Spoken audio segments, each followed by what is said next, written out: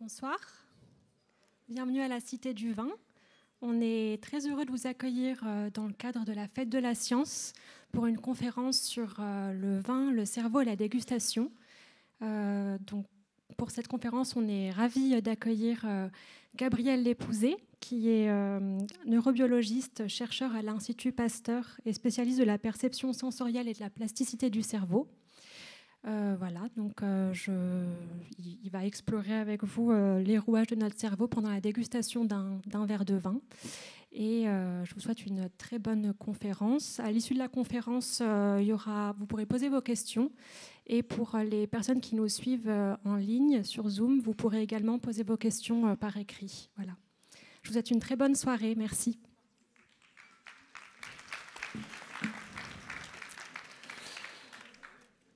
Bonsoir à tous et merci beaucoup d'être venus nombreux pour cette séance de dégustation un peu particulière. On ne va pas réussir à déguster tous du vin ensemble, mais vous allez voir qu'on va faire quelques expériences sensorielles, tous ensemble à 200.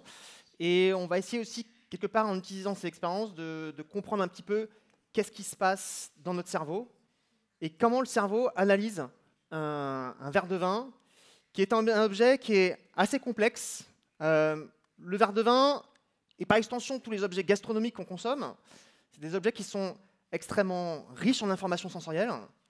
Riches en informations sensorielles, ça veut dire riches en sensorialité et en entrées sensorielles qui vont arriver dans notre cerveau. Et donc on va aussi explorer pas seulement notre cerveau, mais toutes les extensions sensorielles qui permettent au cerveau d'analyser l'environnement qui est autour de lui. Alors, pour parler de ça aussi, c'est vous parler du cerveau, c'est vous parler aussi d'un organe finalement qu'on utilise tous les jours quand on déguste. Votre outil de travail, ce sont donc vos sens et votre cerveau. Qu'on déguste un verre de vin, un plat ou qu'on interagit avec une fleur ou un objet gastronomique, on va utiliser notre cerveau et tous nos sens. Et on se rend compte aujourd'hui que les personnes qui sont soi-disant des experts, ces experts-là, est-ce qu'ils ont une sensorialité différente? Est-ce qu'ils ont des sens plus affûtés que nous? Pas forcément. Ce qu'ils ont de différent par rapport à moi, par exemple, si je prends un grand sommelier, c'est en particulier son cerveau et sa mémoire. Et on va aussi creuser là-dedans, c'est que vous allez voir que beaucoup de notre capacité sensorielle à analyser un verre de vin vient aussi de notre capacité à le reconnaître, à l'identifier, à l'objectiver en fonction de qu'est-ce qu'on a vécu avant par notre expérience, notre culture, etc. Alors, pour commencer, faisons la liste ensemble des éléments sensoriels qui sont mis en jeu quand on déguste. On a forcément un peu quelques idées, mais regardons quand même comme un objet gastronomique, comme un vin, est riche d'informations, puisqu'on va d'abord le regarder. Vous allez peut-être aussi l'écouter, c'est particulièrement le cas dans des vins effervescents, qui vont communiquer avec notre cerveau à travers les bulles, à travers le pop de la bouteille. Et puis après, on va l'analyser du point de vue olfactif. Du point de vue olfactif, on a une chance inouïe, c'est qu'on interagit avec un objet aromatique comme le vin 2 fois du point de vue aromatique, à la fois par le nez, quand je vais le sentir, et puis une fois que les arômes vont passer dans ma bouche, on va avoir plein d'arômes qui vont continuer à passer en bouche, qui vont d'ailleurs parfois apparaître uniquement en bouche et pas au nez, et qui, par la voie de la rétronasale, c'est-à-dire un passage de composés aromatiques par l'arrière du nez, vont remonter tout en haut de notre cavité nasale pour chatouiller notre muqueuse olfactive qui se trouve ici. Donc on goûte 2 fois du point de vue aromatique, puis il y a aussi tout le monde des saveurs, tout le monde du toucher. Quelque part, l'objet le plus complexe qu'on a à analyser dans notre vie, c'est peut-être tout simplement ce verre de vin qui nous accompagne à différents moments de notre vie et qui est un objet qui paraît très simple, mais qui, du point de vue du cerveau, est extrêmement complexe. Complexe par sa richesse et aussi complexe finalement par la synthèse que le cerveau doit faire de toutes ces modalités sensorielles qui arrivent toutes au même moment. C'est là la différence entre une expérience sensorielle purement visuelle, quand je vais voir une peinture, ou purement acoustique, quand je vais regarder écouter un spectacle. Là, dans le verre de vin, toutes les informations arrivent en même temps, au même moment, dans un moment de temps qui est de quelques secondes. Et le cerveau, du coup, doit faire une synthèse de toutes ces informations-là. Il va hiérarchiser les informations et il va essayer de reconstruire l'ensemble de la chose pour, à la fin, mémoriser une information.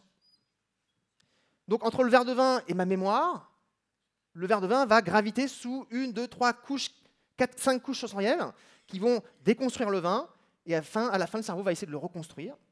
Et le reconstruire, une image que j'aime bien prendre pour le travail de reconstruction du cerveau, c'est un peu ce qui se passe quand vous observez cette forme. sur cette forme, vous voyez quoi? Vous voyez un cube, n'est-ce pas? Votre cerveau reconstruit un cube. Je n'ai pas vraiment dessiné un cube, mais pourtant votre cerveau, par le jeu des interprétations, des reconstructions, va construire l'image d'un cube, même si je n'ai pas finalement dessiné un cube, j'ai dessiné des éléments qui, ensemble, vous permettent de reconstruire le cube. Et c'est ce qui se passe dans le cerveau. Notre cerveau va reconstruire. Il va reconstruire à partir d'éléments de notre mémoire. Et il va reconnaître. Reconnaître, littéralement, ça veut dire connaître de nouveau. Ça veut dire lire le monde extérieur à la lumière de ma mémoire et de ce que j'ai vécu par le passé. Donc le travail de reconnaissance, c'est vraiment ça, c'est comparer l'extérieur avec ce que j'ai stocké à l'intérieur. D'où l'importance de la mémoire pour interagir avec le monde. On a aussi, qu'est-ce que va faire le cerveau à partir de ces informations de reconstruction? Il va essayer d'émettre un avis, d'appréciation, de jugement. Il va mobiliser en particulier le siège des émotions pour savoir si c'est bon ou pas bon, et puis peut-être être rentré plus dans les détails des émotions. Dans émotion, il y a le mot motion, mouvement, et donc l'émotion souvent est associée aussi à une action, et justement le cerveau va aussi piloter des actions, une action qui est, est-ce que je continue à siroter mon verre de vin, ou est-ce que je passe à autre chose? Est-ce que c'est une décision d'achat? Est-ce que j'achète pas? Et puis pensez aussi à une action importante dans notre espèce, c'est la verbalisation. Une des grandes sorties de notre cerveau, c'est le langage. Et le langage, on maîtrise le langage, c'est une capacité importante qui s'est développée dans notre cerveau. On a des aires dédiées au langage dans notre cerveau. Et vous allez voir que cette fonction du langage, elle est importante à comprendre parce qu'elle peut aussi orienter finalement la manière dont on va interpréter et retranscrire l'information qu'on a lue dans un verre de vin. Donc chaque fois que je goûte un verre de vin, je reconstruis via ma mémoire, j'essaie d'engager mes émotions, des actions, des décisions et la verbalisation potentiellement. Alors, derrière cette question du fonctionnement du cerveau, se cache peut-être une question qu'on doit tous se poser quand on déguste, c'est de savoir pourquoi je déguste. Parce que quand je déguste, je peux déguster pour plein de fonctions différentes, pour savoir si un plat est bon ou pas bon, si j'ai bien assaisonné, pour savoir si un vin est bien construit, du point de vue œnologique, du point de vue d'accord mets et vin, est-ce qu'il va aller bien avec ce plat, ou bien juste du point de vue esthétique. Ici, j'ai essayé de lister, et cette liste n'est pas exhaustive, différentes questions qu'on peut se poser à l'issue d'une dégustation, que j'ai regroupées parfois en fonction des métiers qui utilisent la dégustation. Pensez à un œnologue qui doit prendre une décision sur un processus œnologique, d'assemblage par exemple, typiquement à Bordeaux, ou dans une dégustation d'agrément par exemple, ou bien dans un concours de sommelier.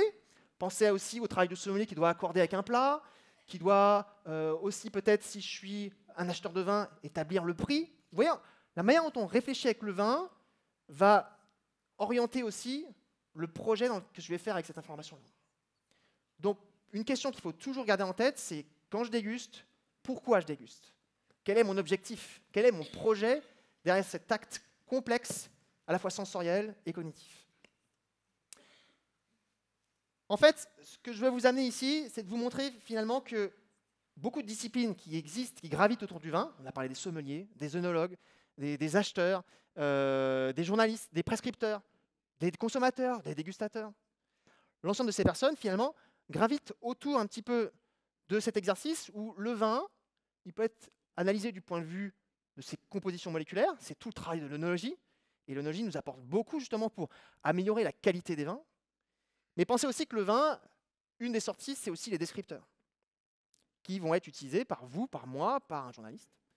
Et ce travail de la lecture des descripteurs, il est fait par la dégustation, mais pensez à bien aussi que le travail de perception, finalement, c'est ce travail qui va lier ces descripteurs aux molécules.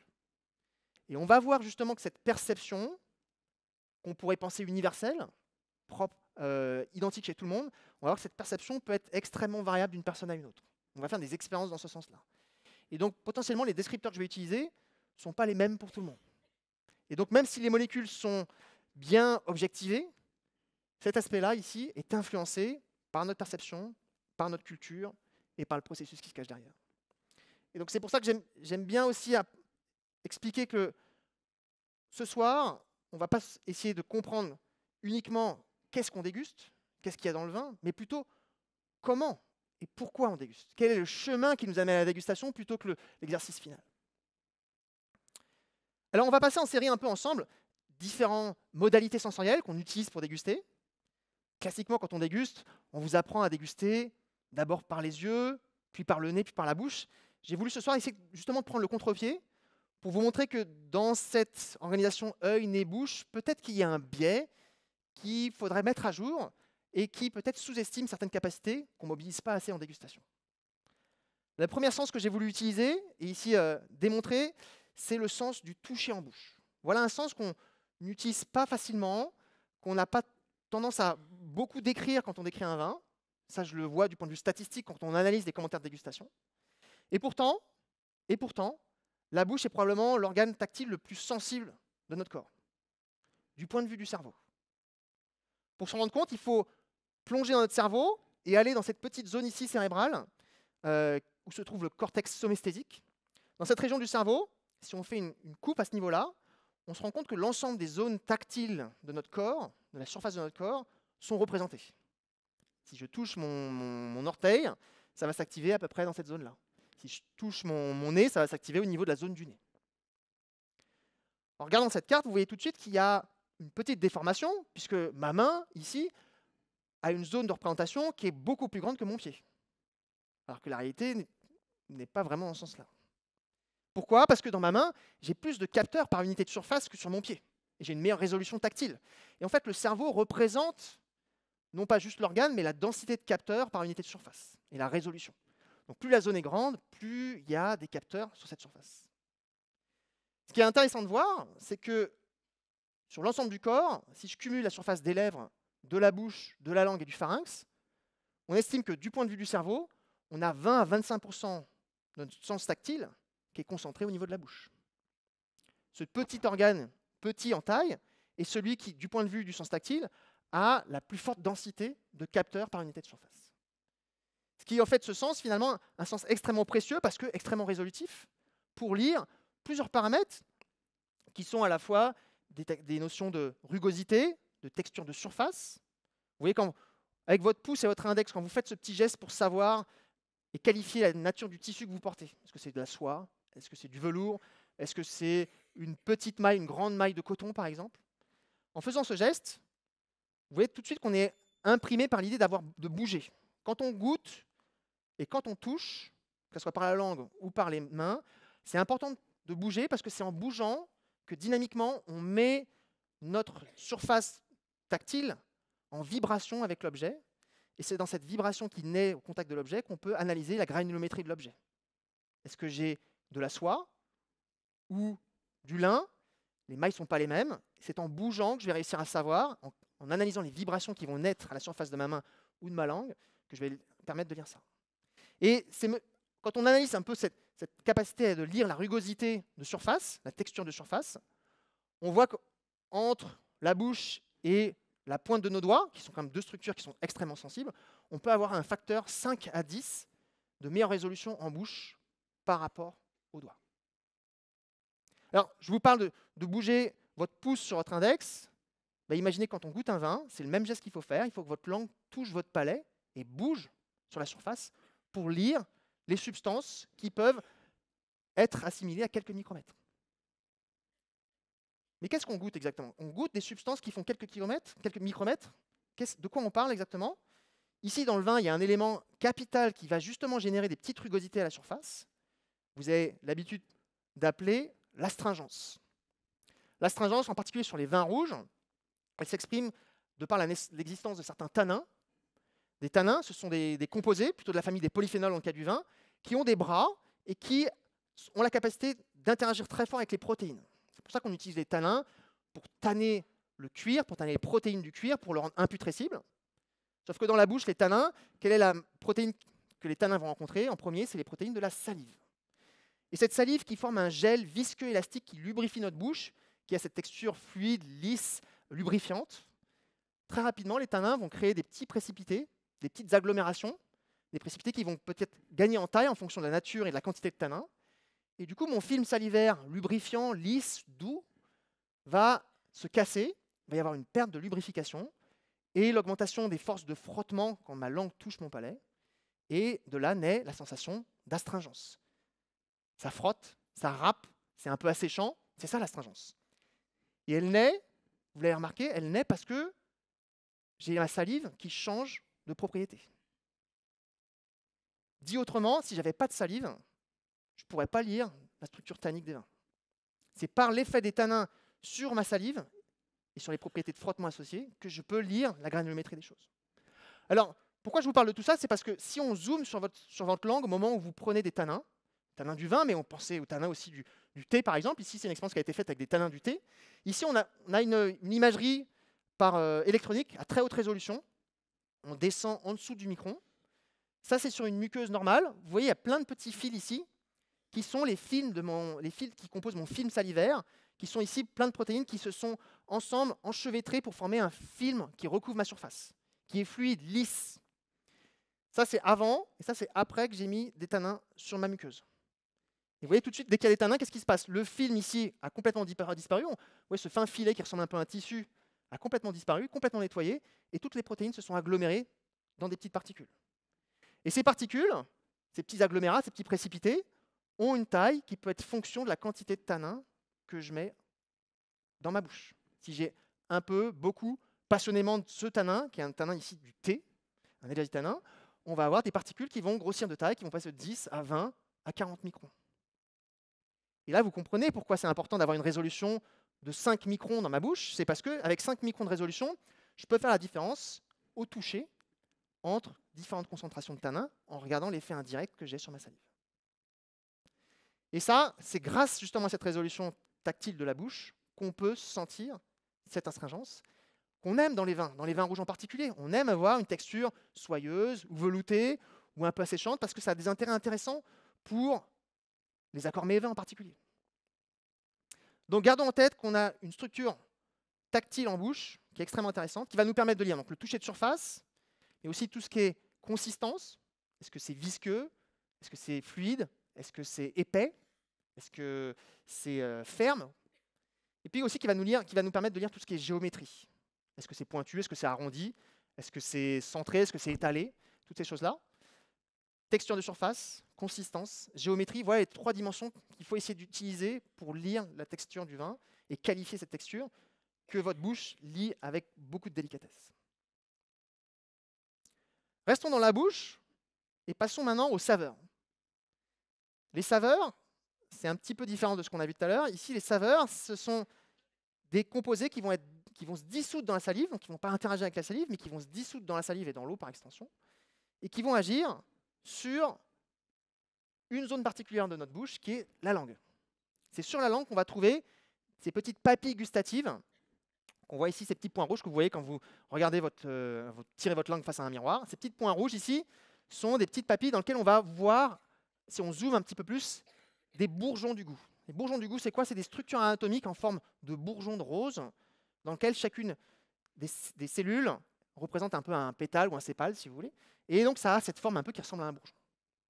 Et sur ce bourgeon, on a des cellules gustatives, ici représentées en bleu, qui ont une face en contact avec la salive, et donc les éléments qui se dissolvent dans la salive. Et sur ces cellules-là, on va avoir plusieurs récepteurs qui existent. Et qu'est-ce qu'on connaît comme récepteur qui va fixer et reconnaître les éléments de notre alimentation? Vous les connaissez, c'est 5 saveurs principales: sucré, salé, acide, amer, umami. Alors, c'est les 5 qui sont officiels dans le sens où, pour ces 5 saveurs, on a bien démontré qu'on a à la fois une représentation mentale consciente dans notre cerveau, mais aussi des capteurs bien définis par des gènes. Il y a un gène qui code pour un récepteur pour l'umami, un récepteur pour le sucré, un récepteur pour le salé, un récepteur pour l'acide, et 25 récepteurs pour l'amertume. Un petit peu plus. Et les récepteurs de l'amertume, ils ont des seuils de perception qui sont 100 à 1000 fois inférieurs aux autres saveurs ici. On a une sensibilité extrêmement forte par l'amertume, par une richesse de palette et des capteurs très sensibles. Alors, ici, j'ai mis l'umami. C'est une saveur qui, pour nous paraît un peu exotique. On pense que si ça s'appelle umami, c'est une saveur qui vient d'Asie. C'est un mot japonais, parce que c'est des Japonais qui ont les premiers identifié les composés umami qui donnent naissance à cette saveur. Est-ce que c'est exotique? Est-ce qu'il n'y a que les Japonais qui peuvent le sentir? Pas du tout. Pas du tout. Cette saveur, elle naît de notre capacité à détecter des acides aminés dans notre alimentation, qui sont les briques qui composent les protéines. Et notre corps étant fait de plein de protéines, c'est extrêmement intéressant pour nous d'avoir des capteurs qui détectent les briques dont on a besoin pour constituer notre corps. Or, le problème, c'est que quand on fait goûter un objet umami à une personne en Europe, très souvent, il nous répond « Ouais, c'est salé, un peu doux, un peu sucré, un peu rond ». Donc, il l'amalgame au salé. Et donc, en France, on continue à penser, bien souvent, qu'il n'y a que 4 saveurs. Et que l'umami, c'est juste une combinaison d'un peu de salé et un peu de sucré. Non, c'est vraiment une saveur à part entière. Et je dis ça pour les Français, mais c'est vrai pour beaucoup d'Européens. On a fait des tests en Finlande, dans d'autres pays. Donc, il faut essayer d'identifier ça et de séparer ça. Dans votre représentation mentale, il faut se forcer à bien distinguer le salé de l'umami. L'umami, c'est une saveur qui ressemble au salé, mais qui est beaucoup plus persistante. Donc, c'est quelque chose qui va durer très longtemps en bouche, là où le salé eau de mer ou sel de table va avoir une persistance très directe, très rapide, mais pas du tout persistante. Et l'umami a cette capacité aussi, en plus d'être persistante, d'avoir ce caractère enveloppant, caressant et extrêmement appétissant. On aime boire un bon bouillon, un bouillon de bœuf, un bouillon de poulet. On aime prendre une petite sauce soja, où il y a aussi des acides aminés, parce qu'il y a des protéines qui ont fermenté, qui ont été cassées. On aime prendre du parmesan, du jambon. On aime prendre un vieux comté, par exemple. Tous ces éléments-là que je viens de citer ont tous en commun d'avoir des éléments umami à disposition pour notre saveur. Alors, la recherche avance et on découvre aujourd'hui que sur la langue, il y a potentiellement d'autres saveurs qui sont encore sur liste complémentaire, on va dire, mais qui vont arriver sur liste principale. Une des saveurs qu'on a pu découvrir, c'est l'existence de capteurs qui détectent la présence d'ions calcium et aussi magnésium dans notre alimentation. Pareil, le calcium, on en a besoin pour nos dents, pour nos os, pour beaucoup de physiologie cellulaire. Le calcium, c'est un élément extrêmement important et ce n'est pas un hasard si on a justement ce capteur-là dans notre bouche pour analyser et chercher justement dans notre alimentation ces éléments-là.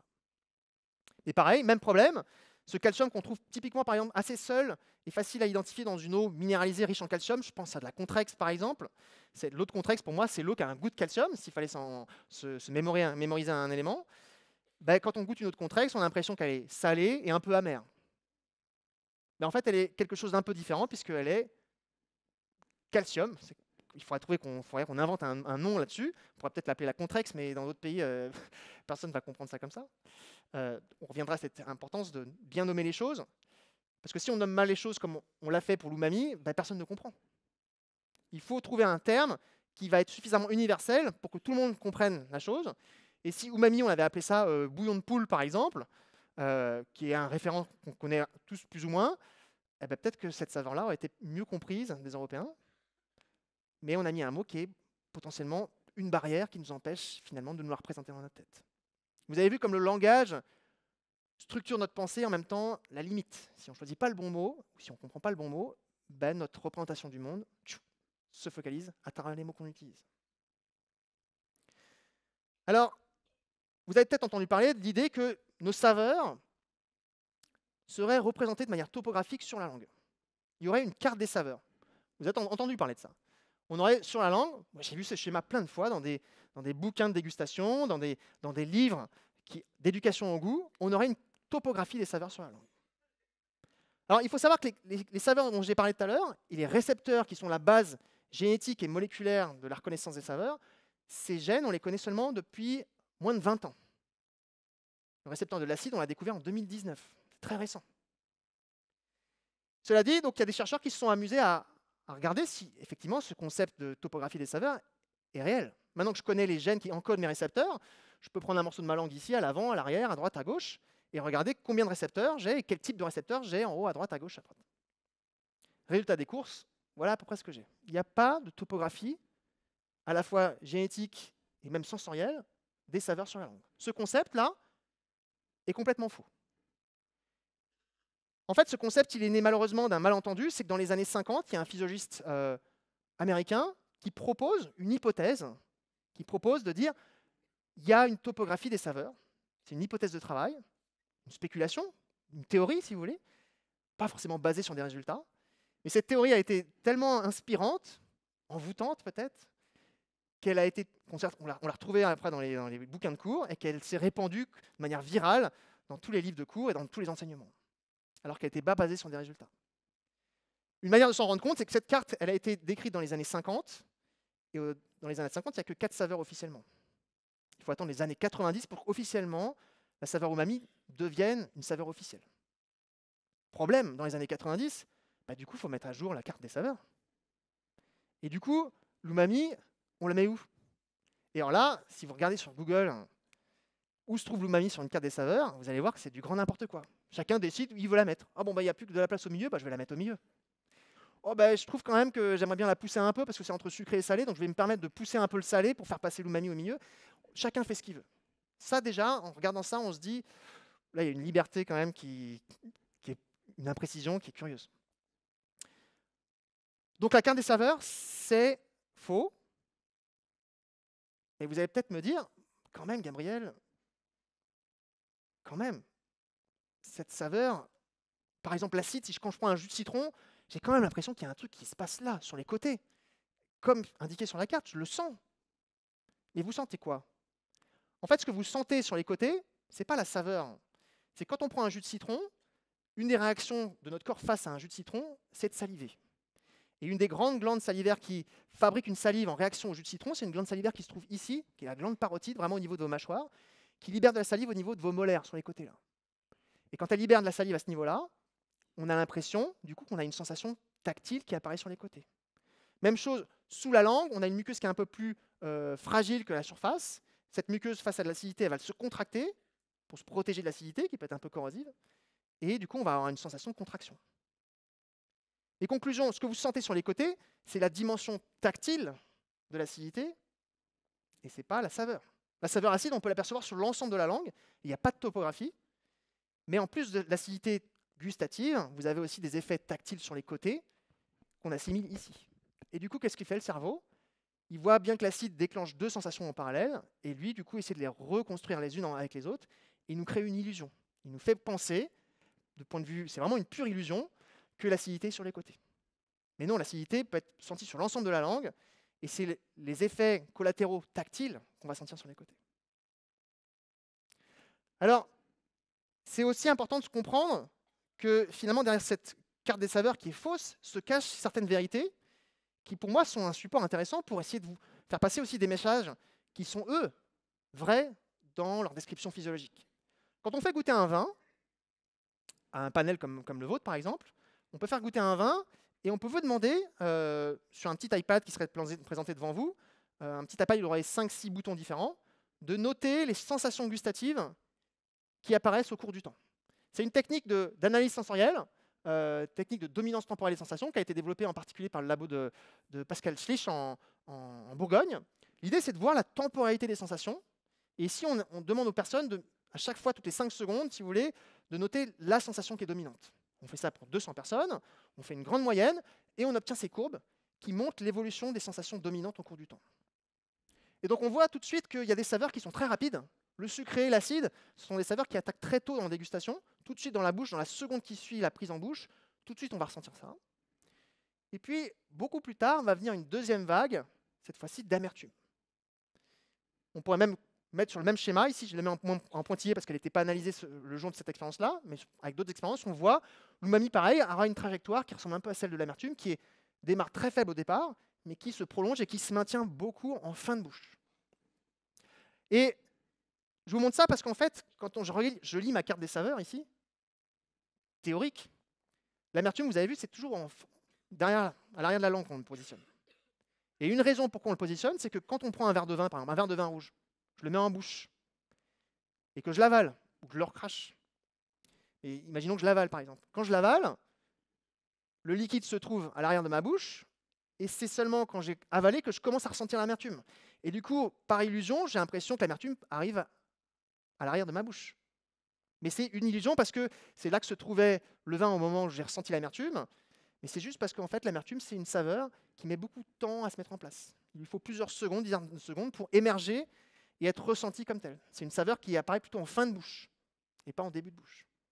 Et à cause de cette illusion temporelle, notre cerveau nous fait croire qu'elle est à l'arrière de la bouche. Donc vous ne vous trompez pas, on peut goûter très bien l'amertume avec l'avant de la bouche. Vous n'avez qu'à tromper l'avant de votre langue sur un objet amer, très amer. Vous verrez que vous sentez très bien l'amertume avec la pointe de la langue sans souci. On va passer à un autre étage. On passe maintenant à l'étage olfactif. Et j'ai envie de vous parler un peu de l'odorat, parce que c'est un sens extrêmement important en dégustation. Et c'est un sens qui est d'autant plus important qu'on a la chance, dans notre espèce, d'être capable d'interroger l'aromatique d'un vin en 2 temps, de 2 manières différentes. Quand je sens un verre de vin par mon nez, et c'est la même chose qui se passe quand je sens une fleur, par exemple, je vais avoir des arômes qui vont s'évaporer de mon verre, qui vont passer en phase vapeur, et qui, par l'inspiration, ici, quand j'inspire de l'air dans mon corps, vont être amenés au sommet de ma cavité nasale. Ici, vous avez remarqué, on a représenté une coupe de ma tête, une coupe sagittale, où vous retrouvez ici la cavité nasale, la cavité buccale, et au sommet de ma cavité nasale, c'est là qu'on retrouve la muqueuse olfactive. Elle se trouve à peu près entre vos 2 yeux à ce niveau-là. Et donc quand je respire, j'amène des particules dans mon nez, et certaines vont réussir à monter jusqu'en haut, ici, et à activer ma muqueuse olfactive qui se trouve tout là-haut. Et puis, on a une deuxième chance. Si on n'a pas senti grand-chose dans le premier nez, on peut mettre le vin en bouche. Et là, en bouche, il se passe quelque chose qui est explosif pour le vin, parce que le vin se réchauffe, et la température augmente le passage en phase vapeur de certains composés aromatiques, volatiles. Le vin va se mélanger à la salive, et du coup, la salive qui est très riche en eau va faire que le mélange vin-salive va diminuer en quantité d'éthanol, et du coup, il y a davantage de composés qui vont passer en phase vapeur. Et puis tout ça sur une grande surface. Le liquide se balaye sur une très grande surface dans ma bouche, et donc la surface d'échange est beaucoup plus grande, et donc il y a plein de composés qui vont apparaître en bouche, qui n'étaient peut-être pas nés, ou qui étaient trop subtils, juste au nez. Et donc quand je vais avaler ce vin-là, ou que je vais recracher, les molécules aromatiques qui sont nées dans cette toute petite cavité ici, qui sont concentrées ici, vont passer à l'arrière de la bouche, et remonter, cette fois-ci, quand je vais expirer de l'air. Donc ça, c'est très important. Ces 2 chemins sont véhiculés par des actions qui sont complètement différentes. Quand j'inspire le nez, je sens par le nez. Quand j'expire l'air que j'ai dans les poumons vers l'extérieur, en particulier par le nez, je vais sentir tout ce qui est rétronasal. Donc vous avez compris, tout passe et converge au même endroit. Et si on zoome du coup sur cette zone, on a ici, j'ai représenté ici ma muqueuse olfactive qui fait quelques centimètres carrés tout en haut au sommet de notre cavité nasale. Elle est en contact assez proche avec une extension du cerveau qui s'appelle le bulbe olfactif, qui va être la première structure cérébrale qui va recevoir l'information olfactive, qui va naître au niveau de ces petites cellules qui sont là. Si je zoome là-dessus, on va retrouver au niveau de la muqueuse olfactive plein de petites cellules qui ont une face en contact avec la cavité nasale et l'air qui circule. Une face en contact, il faut quand même comprendre que ces cellules sont quand même protégées par une barrière de mucus qui les protège et à la fois qui permet la diffusion des molécules et qui permet aussi aux cellules de ne pas se dessécher. On a besoin de les maintenir dans de l'eau. Ces cellules-là olfactives qui portent des récepteurs, elles ressemblent un petit peu à ça, un peu un espèce de tentacule. On dirait un poulpe avec je ne sais pas combien de tentacules. Et sur chacune de ces tentacules qui baignent dans le mucus, on va retrouver des récepteurs. Des récepteurs, pour être sûr que tout le monde comprenne bien, un récepteur, c'est un peu comme une serrure qui va être exprimée à la surface d'une tentacule, là, une serrure qui va détecter la présence d'une clé qui se promène dans l'environnement. Et si cette clé est assez concentrée et qu'elle active spécifiquement ce récepteur-là, alors la cellule qui porte ce récepteur, qui porte cette serrure, va s'activer. Et donc dans mon nez, j'ai des cellules bleues, par exemple, qui expriment le récepteur bleu, qui va détecter uniquement ces molécules-là, que j'ai symbolisées par un triangle. Ou bien, ici, les cellules rouges qui vont exprimer uniquement le récepteur rouge, qui vont détecter préférentiellement ce type de molécules-là. Et alors, tout à l'heure, je vous ai dit, au niveau des saveurs, on a un récepteur pour l'acide, par exemple, 25 pour l'amertume. 25, ça nous paraît beaucoup. Pour le système olfactif, le chiffre est encore plus vertigineux, puisqu'on a découvert, à notre grande surprise, qu'il y avait 400 récepteurs différents. Et 400, c'est beaucoup. On a eu beaucoup de doutes au départ. C'est une recherche qui a été entreprise dans les années 90, qui a abouti à la fin des années 90, 2 chercheurs américains notamment, Richard Axel Lindaböck, récompensé par le prix Nobel en 2004, pour la découverte de cette famille qui est extrêmement grande. Pourquoi c'était vertigineux? Parce que 400 récepteurs, ça correspond à peu près à 2% de votre génome dédié à la perception des odeurs. Donc c'est une grande famille qui non seulement a des capacités à être très nombreuses, cette famille, mais en plus ces récepteurs aussi, ils ont une propriété, c'est qu'ils sont extrêmement sensibles. On a des capteurs ici qui sont capables parfois de détecter une molécule dans 10 milliards de molécules d'air. La molécule qui sent le plus fort, ou en tout cas qui est analysée comme telle du point de vue de la physiologie de ces récepteurs-là, c'est une molécule que vous connaissez. C'est une molécule qu'on utilise pour odoriser le gaz de ville, une molécule qui s'appelle l'éthanithiol, la famille des mercaptans. Cette molécule-là, on peut la sentir à très très très faible concentration. une molécule pour 10 milliards de molécules d'air, l'équivalent d'une goutte pour une piscine olympique, si on doit donner une image. Et heureusement pour nous, cette molécule, elle odorise un gaz qui peut être potentiellement toxique pour nous. Et comme on la sent avant d'avoir l'impact du gaz, tout de suite on peut réagir parce qu'on la sent à très faible concentration. Donc 400 récepteurs, waouh, on se dit, fantastique, là on a une arme d'analyse du monde olfactif et de notre environnement olfactif qui est fantastique. On a une palette de détection, une palette de capteurs, fantastique. Avec 400 récepteurs, on s'est donc posé la question, mais combien d'odeurs on pourrait sentir avec 400 récepteurs? Et en fait, on pourrait tout de suite penser à 400. 400 récepteurs, 400 odeurs. 400 serrures, 400 clés. C'est plus compliqué que ça. Il suffit juste de poser la question, par exemple, à un parfumeur, qui pour moi sont les grands experts des composés aromatiques, des composés volatiles. Quand ils travaillent avec leur matière, leur orgue de parfumerie, ils sont, après 20, 30, 40 ans d'expertise, capables de mémoriser, de reconnaître 1000, 2000, 3000 odeurs différentes, qui est bien au-delà des 400 qu'on aurait pu spéculer. Comment on en arrive à ce chiffre-là? En fait, je n'ai pas été très précis dans une présentation. Ici, c'est que je vous ai dit qu'une serrure capte une clé. Mais en fait, dans le monde olfactif, ce n'est pas exactement ça. En fait, il s'avère que chaque molécule aromatique, olfactive, volatile, ce n'est pas une clé, en fait, c'est plutôt un jeu de clés. Et qu'en fait, chaque molécule elle est capable d'activer plusieurs récepteurs. Et cette molécule-là, par exemple, active ces deux récepteurs. Celle-là, elle va activer ces deux récepteurs-là. Et celle-là, du point de vue de ses facettes, va activer plutôt 3 récepteurs. Et là, vous comprenez tout de suite ce qui se passe. C'est que le nombre d'odeurs n'est pas défini par un récepteur, mais par le nombre de combinaisons que je peux faire d'activation de récepteurs. Et le nombre de combinaisons qu'on peut faire avec 400, mathématiquement, c'est un chiffre qui est vertigineux. Un chiffre avec beaucoup de zéros. Donc théoriquement, on peut discriminer un maximum de trucs. Si on pense à toutes les combinaisons qu'on peut faire avec 400, on peut faire plein de choses. Donc la force du système, c'est d'utiliser en fait le fait que les récepteurs ne sont pas ultra spécialistes. Beaucoup de récepteurs sont capables de capter plusieurs molécules qui sont semblables, qui se ressemblent. Et en fait, grâce à ça, on démultiplie les capacités de codage. Et donc ça aussi, c'est une découverte qui a donné cette récompense du prix Nobel à nos chercheurs américains, parce qu'ils avaient mis en évidence qu'il y a un codage combinatoire du monde olfactif par notre système, qui élargit le chiffre à au-delà de 400. Et pourquoi c'est important? C'est parce que dans notre monde, on considère qu'il y a peut-être 10 000, 20 000 composés olfactifs qui existent dans la nature, qui ont été répertoriés par l'industrie chimique, mais que quand on sent une orange, une banane, une fraise, il n'y a pas un composé qui s'échappe d'une fraise. Il y en a peut-être 20, 50, peut-être 100. Et que chaque fois qu'on sent un objet, ce n'est pas une molécule qu'on sent, c'est un mélange de composés. Alors justement, venons-en au mélange. Vous avez vu qu'ici, grâce à cette capacité de combinatoire, je démultiplie mes capacités de codage. Ça, c'est le côté positif. Mais il y a aussi un côté négatif. C'est que si maintenant, je vous fais sentir ce mélange de deux composés, qu'est-ce qui se passe? J'active aussi le même type de récepteur. Et donc, du point de vue du cerveau qui, lui, écoute la nature des récepteurs qui sont activés, que je sente une molécule ou deux molécules, je suis incapable de savoir si je sens une molécule, 2 ou 10 composés. Je suis incapable de savoir si j'ai en face de moi un composé ou 10 composés. Et ça, c'est un gros handicap quelque part du système, c'est que le système olfactif n'est pas défini, construit pour analyser les éléments dans un mélange. Jamais quand vous sentez une orange, vous êtes en train de dire « Ah, il y a bien 30 composés qui composent mon orange ». Non, vous dites « Ça sent l'orange ». Ah, l'orange, c'est différent de ma clémentine. Mais vous n'êtes pas capable de me dire quel élément chimique fait la différence entre la clémentine et l'orange. Et en fait, dans la plupart des cas, on a ce phénomène de perception synthétique, c'est que quand je mélange deux odeurs ensemble, deux composés, deux molécules, j'en sens une troisième. A plus B égale C.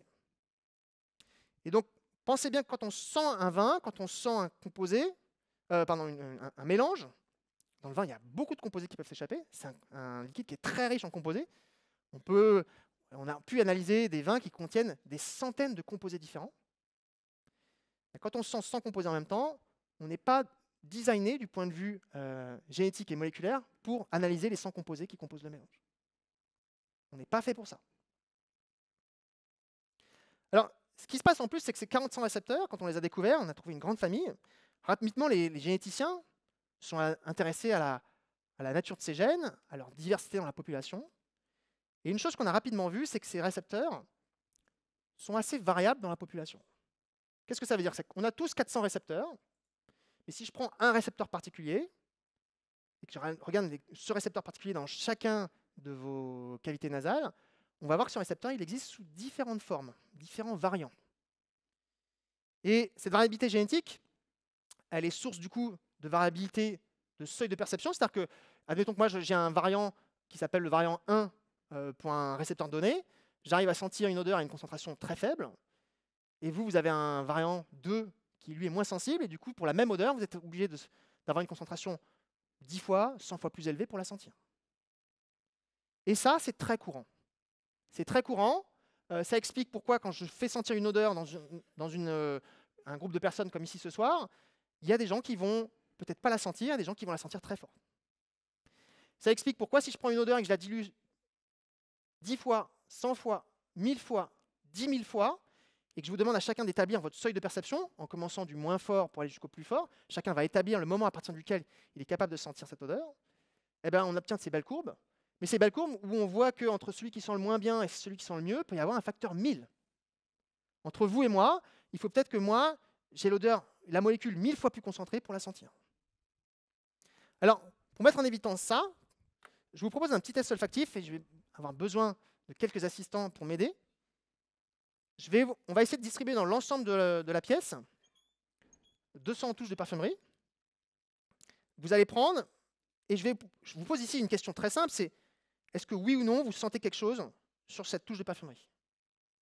Premier petit bouquet. Donc, ce qu'on va faire pour simplifier les choses, c'est qu'on va essayer de donner un petit bouquet de touches à l'entrée de chaque rangée, et puis ensuite, vous faites circuler le bouquet pour que chacun puisse en avoir un petit peu. OK? Je vous demanderai aussi une chose, c'est que vous ne l'achetez pas par terre après. Et soit vous la gardez, soit vous me la ramenez à la fin de la conférence pour qu'on puisse gagner en temps de ménage après.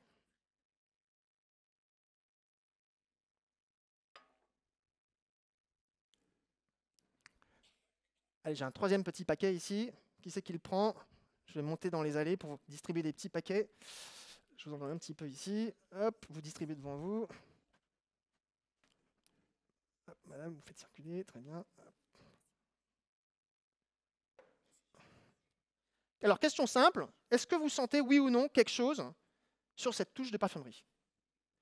Et je vais vous annoncer quelque chose qui va vous paraître curieux, c'est que moi, je ne sens rien. J'ai construit cette dilution, sur cette touche de parfumerie, il y a une molécule seulement, une molécule unique à une concentration donnée, et moi, je ne la sens pas. Alors, donc pas de panique, ceux qui ne sentent rien du tout, c'est pas que vous avez le Covid, c'est pas un test Covid que je fais ici, je fais un test de sensibilité à cette molécule-là. Rappelons-nous que sentir une molécule dans la vraie vie, une molécule pure, ça n'existe pas. On est toujours exposé à des mélanges de molécules. Donc là, tout le monde commence à avoir des petites touches. Ouais, vous êtes tous équipés ou pas? Qui il en manque? Vous pouvez les faire distribuer, les faire passer à vos voisins, si ça circule mal. On va faire un petit sondage. Donc, il y a combien de personnes ne sentent rien du tout sur cette touche et qui sont comme moi un peu anosmiques à cette odeur? Alors, j'essaie de compter rapidement. 1, 2, 3, 4, 5, 6, 7, 8, 9, 10, 11, 12, 13. Ouais, il y a, j'ai envie de dire, presque un petit quart de personnes qui ne sentent rien du tout. C'est du papier, c'est neutre, il n'y a rien. Et alors, les autres personnes qui sentaient, il faut m'aider, moi je ne sens rien là. Qu'est-ce que vous sentez? Faites-moi la violette. La violette. Qu'est-ce que vous aviez comme autre descripteur? La violette, quoi d'autre? La rose, j'entends. Du floral, oui. Alors, je suis d'accord avec vous. Ici, sur cette touche de parfumerie, vous avez une odeur qui est subtile, ce n'est pas très fort. Pour ceux qui le sentent, vous allez me dire ce n'est pas ultra puissant, mais vous le sentez bien, et moi, je ne sens rien du tout. Qu'est-ce que ça veut dire? En fait, ça personnalise quelque chose qui est assez courant, c'est qu'en fait, entre deux personnes, entre vous et votre voisin, il y a minimum un tiers de vos capteurs olfactifs qui sont différents de ceux de votre voisin. Minimum un tiers. Ce qui veut dire que pour un capteur donné, votre sensibilité à une clé qui active ce récepteur-là ne va pas être la même en fonction de celle de votre voisin. Et c'est ce qui se passe ici, dans le cas précis de cette molécule que je vous fais sentir, qui s'appelle la bêta-ionone, pour les aficionados de la chimie, et c'est une molécule peut-être que vous avez déjà rencontrée, qui effectivement rentre dans la composition de l'arôme de violette. Pourtant, moi qui suis né plutôt dans le sud-ouest de la France, qui ai vécu à Toulouse, je sens très bien l'arôme de violette, je sens les petites violettes qui poussent au printemps, parce que dans une vraie violette, il n'y a pas un composé, il y en a plusieurs. Il y a plusieurs ionones, et il y a d'autres composés qui rentrent dans la composition de la fleur de violette. Et même s'il y en a un que je n'arrive pas à sentir, les autres me permettent de compenser. Mais là, dans ce cas précis où on fait sentir une molécule, qui n'arrive pas finalement très souvent, et bien là, du coup, la génétique s'exprime. Et là, on vient de faire un test génétique. Les personnes qui vous ne sentez pas cette molécule-là, je suis navré pour vous, et je l'ai fait faire à plein de grands sommeliers, de grands chefs de cave, et ça arrive parfois d'avoir des personnes très haut placées qui ne sentent pas cette molécule. C'est pas grave, mais je peux vous dire une chose, c'est que ce récepteur-là, vous ne pourrez pas l'améliorer. Vous ne pouvez pas réécrire votre génome. Ce n'est pas possible. C'est la faute de votre maman et votre papa qui vous ont donné 2 copies de ce gène qui ne sont pas efficaces. En fait, globalement, à la concentration que je vous ai présentée ce soir, il y a la clé active quasiment qu'un seul récepteur. C'est assez rare, mais c'est un cas de figure.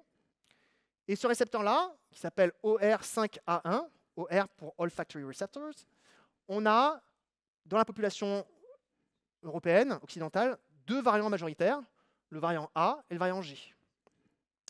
Et quand on a le variant A, eh ben, notre récepteur, qui ressemble un petit peu à ça, dans la surface qui est en contact avec le monde des odeurs, ici il y a une petite poche qui se crée, qui est là pour réceptionner, si vous voulez, comme la serrure, la clé. Eh ben, cette poche, elle est plus très efficace, et du coup, avec ce variant-là, les 2 variants que j'ai chez moi par exemple, ben, j'arrive pas à sentir cette odeur, cette concentration-là. Alors que si vous avez un ou les 2 variants positifs, vous arrivez bien à la sentir. Et on le voit bien du point de vue des tests qu'on peut faire in vitro ou in vivo. Si j'ai 2 copies moins efficaces AA, eh ben, je sens la bêta-ionone seulement à des concentrations très fortes par rapport à ceux qui ont 1 ou 2 copies qui ont une des sensibilités 1000 fois supérieures à cela. Donc conclusion, gardez en tête que notre patrimoine génétique fait qu'on a très grande chance de ne pas sentir comme notre voisin. On est tous un peu à daltonien en fait. Moi, je suis daltonien. Vous connaissez le daltonisme, les personnes qui ne voient pas le rouge. Ben, moi, je suis daltonien pour la bêta-ionone. Et puis, il y a d'autres molécules où je suis hyper fort. Et chacun, on est tous daltoniens pour certaines molécules. Et dans notre vie, vous allez rencontrer des situations où, devant un vin, par exemple, ben, il y a des gens qui vont sentir ça, et vous n'avez pas du tout senti ça. Ce n'est pas de votre faute, c'est génétique. Et on peut trouver une autre situation où vous êtes hyper fort, et la personne qui a été, je sais pas, extrêmement expert sur un vin va se retrouver complètement à côté parce qu'il n'arrive pas à sentir ce que vous voyez. OK? Donc ça nous montre une chose, et c'est vrai, là j'ai mis pour une molécule, mais il y a plein de molécules qui sont dans ce cas de figure. Ici, je cite des données d'un travail faramineux de l'équipe de Gilles de Revel et Sophie Tempère de l'ISVV de Bordeaux. Super travail ici où on a scanné les seuils de sensibilité pour plein de composés qu'on trouve dans le vin sur 100 ou 200 participants qui sont dans le monde de l'œnologie. Et donc, si on regarde un peu ces courbes de Gauss qui apparaissent ici pour plein de composés, ici vous avez une odeur qui évoque la banane, ici des éthylphénols, ici le trichloranisol, l'arôme qui donne le goût de bouchon. Ben voilà, on a des seuils de sensibilité qui peuvent varier d'un facteur quasiment 1000 entre celui qui sent le mieux et celui qui sent le moins bien. Devant une bouteille de vin bouchonnée, très classique, on goûte, il y en a un qui est déjà en train de boire, sans problème, pendant qu'il y en a un autre qui fait il y a un truc qui ne va pas, et puis un troisième qui fait oh là non, mais c'est pas possible, complètement bouchonné, rappelez-moi le sommelier, cette bouteille, ça ne va pas du tout. Comment on peut avoir 3 perceptions différentes? Parce qu'on a réuni des convives qui sont à la fois ici, ici et ici. Très classique. Autre exemple, je prends une autre molécule qui est assez fameuse, la rotindone, molécule qui a cet arôme qui donne l'arôme poivré à certains vins, comme les vins de Syrah, de Fer-Savadou, d'autres cépages encore, du Duras par exemple. Cette molécule-là, on a pareil une courbe de Gauss très, très large, et puis il y a environ 25% de la population qui ne goûte pas, qui ne sent pas cet arôme poivré amené par cette molécule-là. Et donc il y a des cépages qu'on commente comme étant très poivrés. Bah, il faut se dire que peut-être potentiellement dans l'assemblée, si je commence à faire cet exercice-là, il y a un quart des personnes qui ne comprennent pas ce que je raconte. Et donc, plutôt que de noter que le vin est poivré, parce que c'est moi qui l'ai dit, notez ce que vous sentez. Parce que moi ou une autre personne, on n'a forcément pas le même nez que le vôtre. Donc, récepteur olfactif, beaucoup de récepteurs, large palette de détection, énorme, unique dans notre corps, mais beaucoup de variabilité d'une personne à une autre, ce qui rend finalement notre analyse personnelle tout à fait pertinente. Mais dès que je m'affronte à l'autre, dès que je rentre en contact avec l'altérité, et bien là, cette capacité-là se casse un peu la figure parce qu'il y a beaucoup de variabilité génétique et beaucoup de daltonisme olfactif. Juste pour un ordre de grandeur, ici, Sophie présentait aussi, pour comparer, un acide tartrique. Entre celui qui sent le moins bien et celui qui sent le plus fort, il y a un facteur 10. Ici, regardez, 70% des données sont concentrées sur une échelle très resserrée. La plupart des gens ressentent bien l'acide tartrique à la même concentration. C'est assez universel. Alors, qu'est-ce qui explique ces variabilités interindividuelles? On a parlé de génétique, qui va impacter le fonctionnement de mes récepteurs et donc les seuils de détection que je vais avoir. Qu'est-ce qui peut changer aussi dans ma perception? C'est aussi le côté hédonique. Est-ce que j'aime ou est-ce que j'aime pas? Ces notions de préférence qui sont relativement indépendantes des seuils de détection. Ce n'est pas parce qu'on le détecte très fort qu'on va forcément aimer ou pas aimer. Et quand on juge un objet, on l'a vu tout à l'heure, soit on va essayer de l'analyser, de le reconnaître, mais on peut aussi associer un plaisir ou un déplaisir sur une molécule, un composé particulier. Et ça, ces préférences, elles peuvent changer en fonction de pas mal de paramètres. La culture, mon éducation, mais aussi des paramètres innés. Et puis, il y a un paramètre qui me tient beaucoup à cœur, c'est l'aspect sémantique. Les mots que je vais utiliser pour décrire cette odeur. Là, sur cette odeur-là, des gens m'ont dit violette, des gens m'ont dit rose. Bon, c'est super parce que ensemble, on partage une culture commune qui fait que moi, si j'utilise le mot violette, il y a de grandes chances que vous compreniez ce que ça veut dire. Parce qu'on a vécu dans des environnements où, statistiquement, on a tous peut-être, d'une manière ou d'une autre, rencontré une violette, senti une violette. Mais si on va dans d'autres pays et que vous commencez à dire que ça sent la violette, vous allez faire un beat total parce que ce référentiel-là n'est pas forcément celui d'un Asiatique ou de quelqu'un de pays qui vit dans un pays tropical, par exemple. Et ça, on le voit beaucoup en dégustation, c'est quand on va commencer à décrire le vin, et on a envie de le partager, le vin. Le vin, c'est un produit social qui amène à la discussion, à l'échange, à la verbalisation. Ce qui se passe, c'est, ce qu'on va voir ici, c'est que, par exemple, imaginons que je vous fais sentir cette molécule-là, classiquement en France, cette molécule-là, c'est un ester, et les gens me la décrivent comme un arôme de fraise. Ça sent la fraise, plutôt la fraise des bois, plutôt marat des bois, quelque chose d'assez puissant. Quand je fais sentir cette molécule-là à des personnes d'Asie du Sud ou d'Amérique latine, et plutôt Amérique latine équatoriale, j'ai envie de dire, Brésil par exemple, qu'est-ce qu'ils me répondent? J'ai eu ananas, ou bien encore plus sympa, feijoa. Le Brésilien m'a dit un jour, feijoa, ça sent le feijoa, ça. Vous savez ce que c'est le feijoa? Moi, je ne connaissais pas très bien ce fruit-là. En fait, c'est une petite goyave qui n'est pas du tout rouge comme la fraise, qui n'a rien à voir, mais qui a cet arôme typique de fraise écrasée, fraise des bois, marat des bois, qu'on ressent très bien, et qui, moi, me paraissait exotique. Et l'ami brésilien qui m'avait fait cette remarque m'a dit, mais tu sais, au Brésil, nous, nos vrais fruits, c'est ça, c'est feijoa, c'est goyave, c'est papaye, etc. Et pour nous, les fruits exotiques, c'est vos fruits rouges, là, fraises, framboises, je ne comprends rien. Et quelqu'un d'Asie du Sud-Est, même chose, quand on travaille un peu avec des écoles chinoises, on voit que nos amis chinois du Sud, de Hong Kong par exemple, même si on parle la même langue, on parle anglais, ils ont beaucoup de mal à différencier une fraise d'une framboise, ce qui nous paraît évident. Mais nous, quand on trouve que c'est similaire entre un litchi et un mangoustan, lui, il dit non mais attends, ça n'a rien à voir.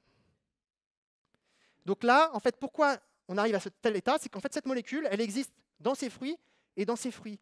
Mais la première fois qu'on l'a rencontrée, on l'a associée à l'objet de référence que j'ai associé à cette molécule-là, et j'ai appelé ça de la fraise. Mais mon ami brésilien, mon ami chinois, lui a choisi autre chose. Donc on va probablement pas utiliser le même terme parce qu'on n'a pas la même culture et on n'a pas associé les mêmes termes.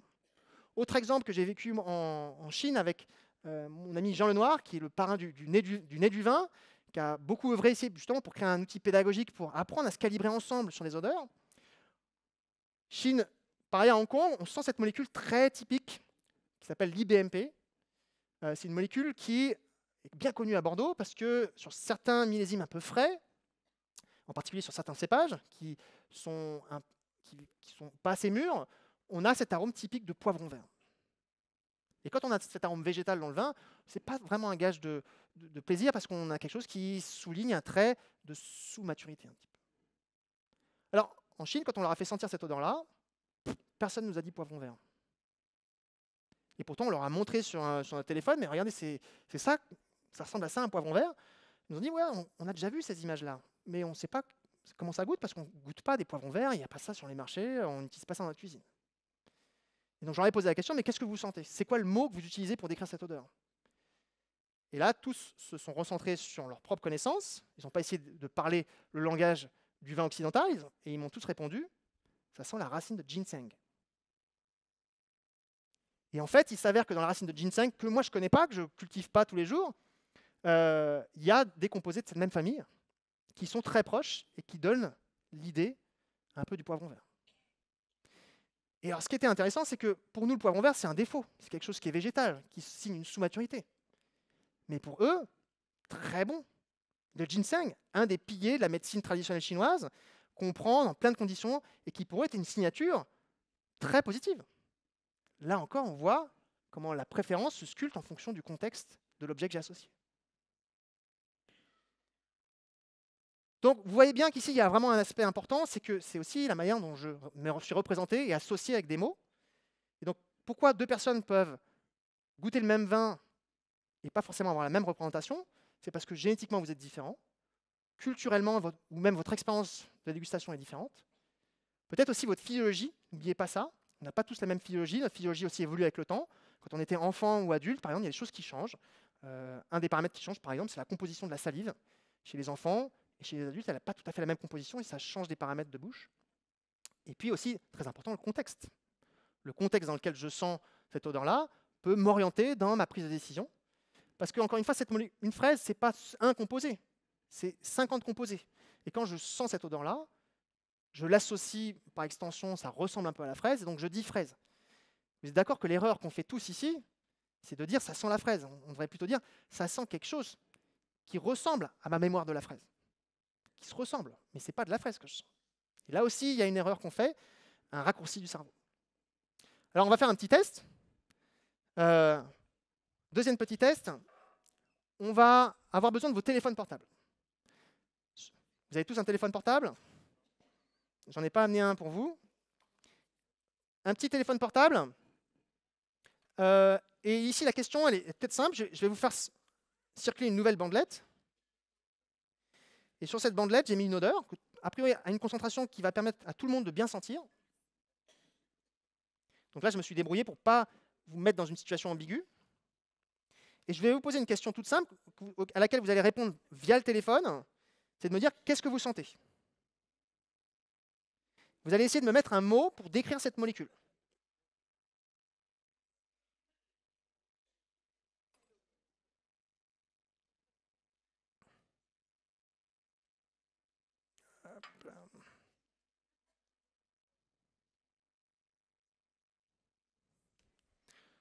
Alors, ça commence à circuler, très bien. J'en fais passer un peu de vent. Hop.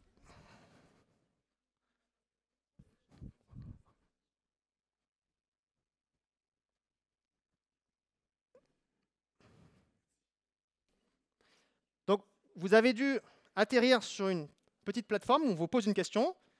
Qu'est-ce que vous sentez? Et vous allez essayer de me proposer un mot ou plusieurs mots. Et s'il y a plusieurs mots qui vous viennent à l'esprit, vous pouvez mettre plusieurs mots. On va revenir sur le QR code, s'il vous plaît, avant de passer sur les réponses. On enlève ça. Donc, vous sentez cette odeur et vous regardez les mots qui vous apparaissent dans la tête. Vous les rentrez sur l'application. Et après, ce qu'on va faire comme exercice, c'est qu'on va essayer de voir tous ensemble qu'est-ce qu'on a répondu. Et on n'essaye pas de tricher sur son voisin. Chacun réfléchit sur cette odeur et donne son avis. OK ? On ne va pas essayer de s'aligner sur ce que pensent les autres. Pensez vous-même. Vous n'avez pas le même nez que votre voisin. Ça ne sert à rien de copier sur votre voisin. Vous avez peu de chances de sentir comme lui.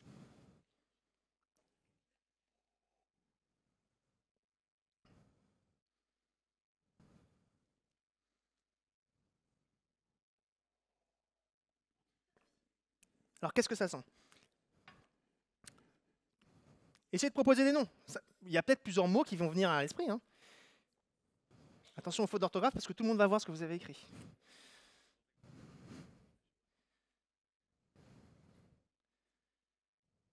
Si vous n'avez pas de téléphone portable, je vous invite peut-être à suggérer votre nom à la personne qui est à côté de vous pour qu'elle puisse le rentrer sur la banque de données qu'on est en train de construire.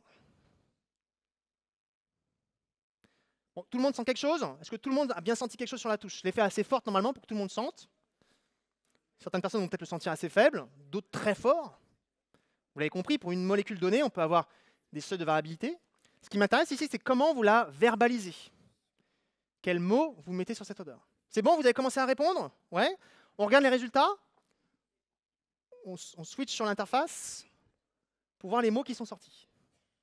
Alors ça bouge un petit peu parce qu'en direct, les choses se mettent en place. Et sur le nuage de mots, on voit apparaître du citron, je lis en même temps que vous, la citronnelle, la fleur d'oranger, de la rose, du poivre de Sichuan, j'ai vu, de la rose fanée, du litchi, de la lavande, du thé, du ricard, du géranium, de la térébenthine, du pastis encore, du poivre timut, marjolaine. Waouh! Vous avez vu la diversité de mots là? Là, on peut dire au moins que vous n'avez pas triché. Hein. Alors, qu'est-ce que ça nous montre, ça? Ça nous montre déjà que même si on a une culture commune, sur cette molécule-là, on n'est même pas capable de s'aligner. Une manière de s'aligner, c'est peut-être de vous donner la réponse. Qu'est-ce qu'on sent là? On sent une molécule qui porte le nom, c'est une molécule qui porte le nom de linalol. Linalol. C'est une molécule qu'on va retrouver dans beaucoup de fleurs, on va retrouver dans la rose, ça a ce côté floral, mais on va retrouver aussi dans certains agrumes, on en retrouve dans la composition de certains agrumes, on en trouve beaucoup dans les lessives, les produits de beauté, il y a ce côté frais, floral, citrus, un peu entre les deux, et peut-être que certains ont mis ici des mots qui revivent. Voilà, j'ai vu lessive quelque part, savon, ça ne m'étonne pas du tout, on trouve cette molécule systématiquement dans beaucoup de produits d'entretien même. Ça a ce côté un peu propre, frais, floral, citrus, agrumes. On revient sur les diapositives de...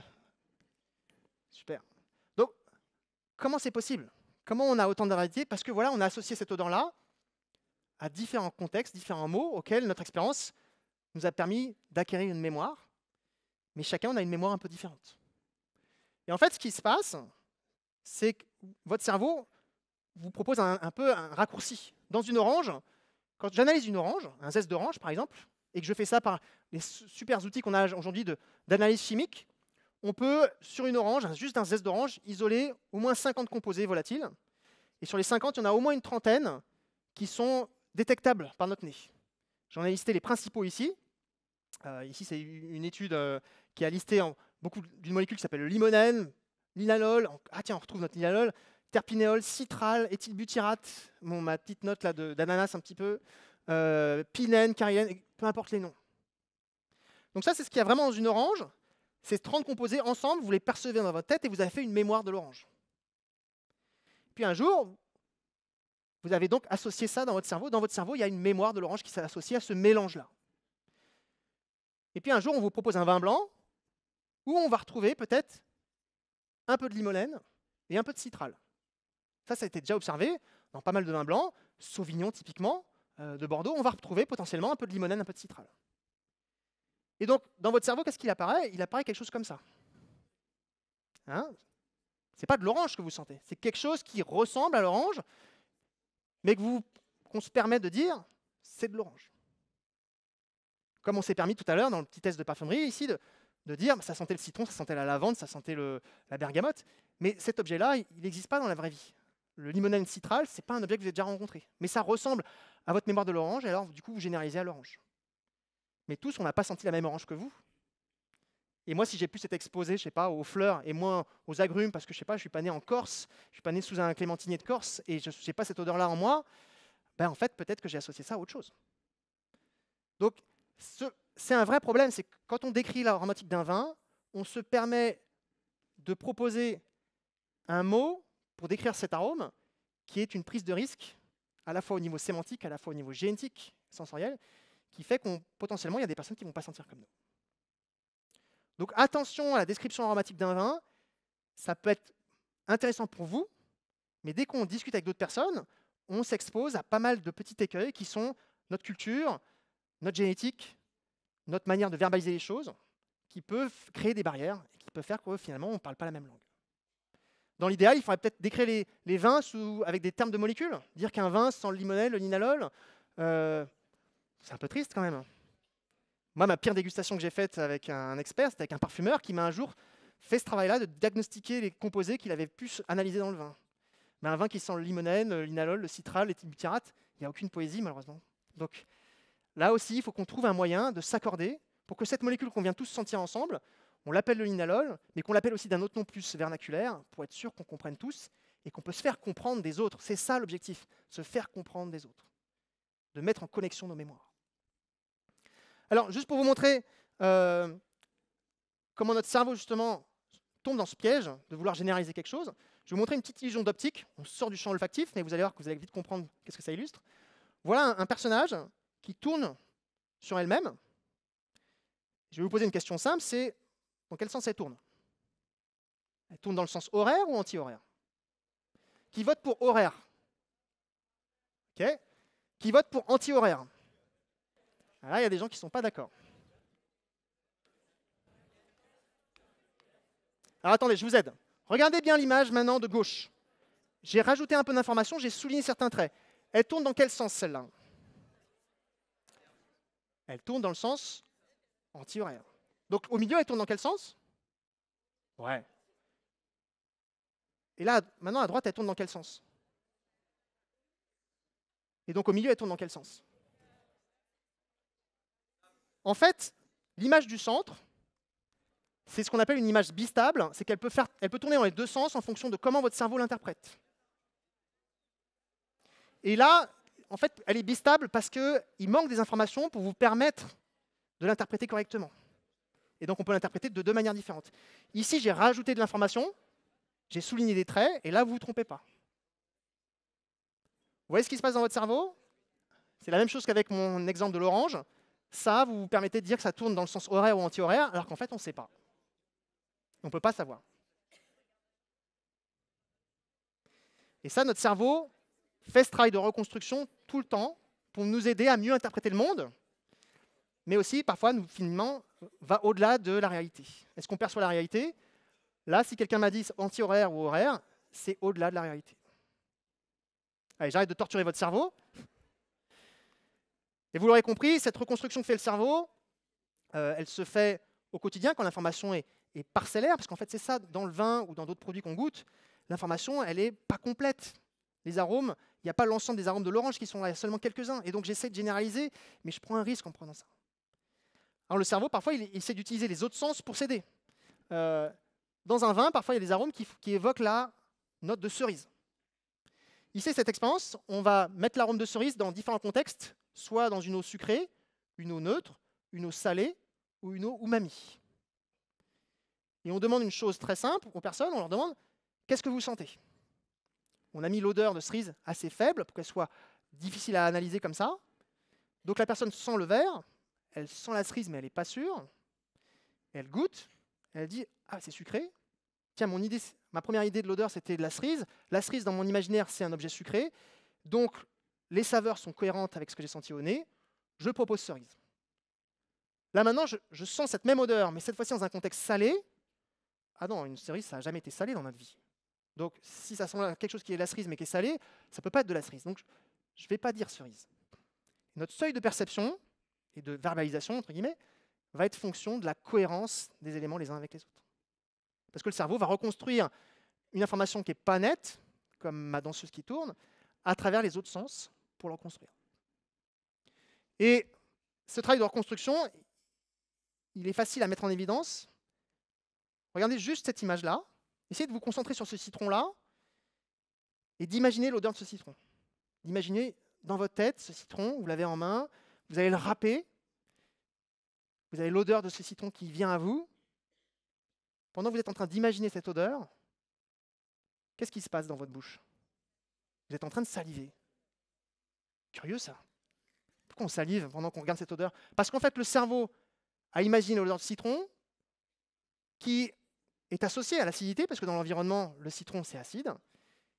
Ça réveille mon cortex gustatif, qui dit à mes glandes salivaires, attention, il y a potentiellement un message acide qui va arriver dans pas longtemps, prépare-toi, salive un petit peu pour te préparer à l'arrivée d'un acide qu'on a juste imaginé. Parce que le cerveau a associé, créé des chemins de connexion liés aux statistiques de notre environnement. Un citron, c'est acide, une cerise, c'est sucré, et un bouillon de poulet, c'est plutôt umami, par exemple. Donc ces connexions, elles existent toujours. Et vous avez vu la puissance de nos yeux, en particulier dans cet exercice-là. Nos yeux sont capables de nous faire imaginer une odeur, on arrive à le faire. D'où toute l'importance d'associer toujours les odeurs avec des images, parce que c'est un support très efficace pour essayer de se rappeler des odeurs. Reste que la dégustation avec les yeux, elle est malheureusement primordiale en dégustation, parce que c'est quelque chose qu'on utilise très fortement dans notre espèce. Notre système visuel est très puissant, à tel point que parfois, l'information visuelle dépasse le dégustateur. Expérience très classique qui a été menée ici à Bordeaux, dans l'équipe de feu Denis Dubourdieu, grand œnologue bordelais, et qui ici, avec son étudiant en thèse, Frédéric Brochet, en compagnie de Gilles Moreau, avait imaginé cette expérience toute simple, sur des étudiants qui se sont calibrés et mis d'accord sur des descripteurs de vin blanc et de vin rouge, qui se sont fait leur propre flashcard. On leur fait goûter à l'aveugle un vin blanc, puis un vin rouge. On leur demande de décrire ce vin-là, sans leur dire que le vin rouge en question était un vin blanc coloré en rouge avec un colorant inodore qui n'a aucun impact gustatif ou tactile. Et malgré ça, juste la couleur permet d'orienter le choix des descripteurs. Comment on arrive à tromper aussi simplement avec la couleur l'interprétation de mon cerveau? Parce que dans notre cerveau, l'information visuelle, elle est extrêmement importante. On est une espèce très visuelle. On juge beaucoup notre environnement, on interagit avec notre environnement, beaucoup avec nos yeux. À tel point que quand on regarde dans le cerveau la zone cumulée qui s'active, quand on est en imagerie cérébrale, dans ces machines qu'on appelle des IRM fonctionnelles, quand on regarde en rouge la surface qui s'active en réponse à une image ou la surface qui s'active en réponse à une odeur, on a au moins 15% de notre cortex cérébral qui s'active face à une image. Là, on a à peine 1% qui s'active face à une odeur. Parce que notre système visuel est tellement important pour nous qu'on a une zone très grande qui est dédiée, qui amplifie le signal très fortement. Regardez, si vous perdez la vision, c'est un sens tellement important pour nous qu'en perdant la vision, on sera incapable de sortir de cette pièce sans avoir un accident. Alors, perdre l'odorat, on arrive à survivre. Donc ça, c'est un premier problème, c'est que la vue, elle est très pertinente et elle domine un peu la représentation au détriment des autres sens. Le cerveau hiérarchise les informations et préfère se baser sur la vision que sur les odeurs. Et donc, quand il y a un conflit entre couleur et odeur, on préfère se baser sur la couleur. On a plus confiance. Et puis, il y a ce problème, c'est qu'à chaque fois qu'on goûte dans cette condition-là, on regarde avant de sentir. Et donc, dès qu'on regarde avant de sentir, la vue, qui précède l'odorat, va tout de suite imprimer dans notre cerveau un schéma d'anticipation, de prédiction, qui va tout de suite nous mettre dans un schéma où on va essayer de deviner ce qui se passe derrière la couleur.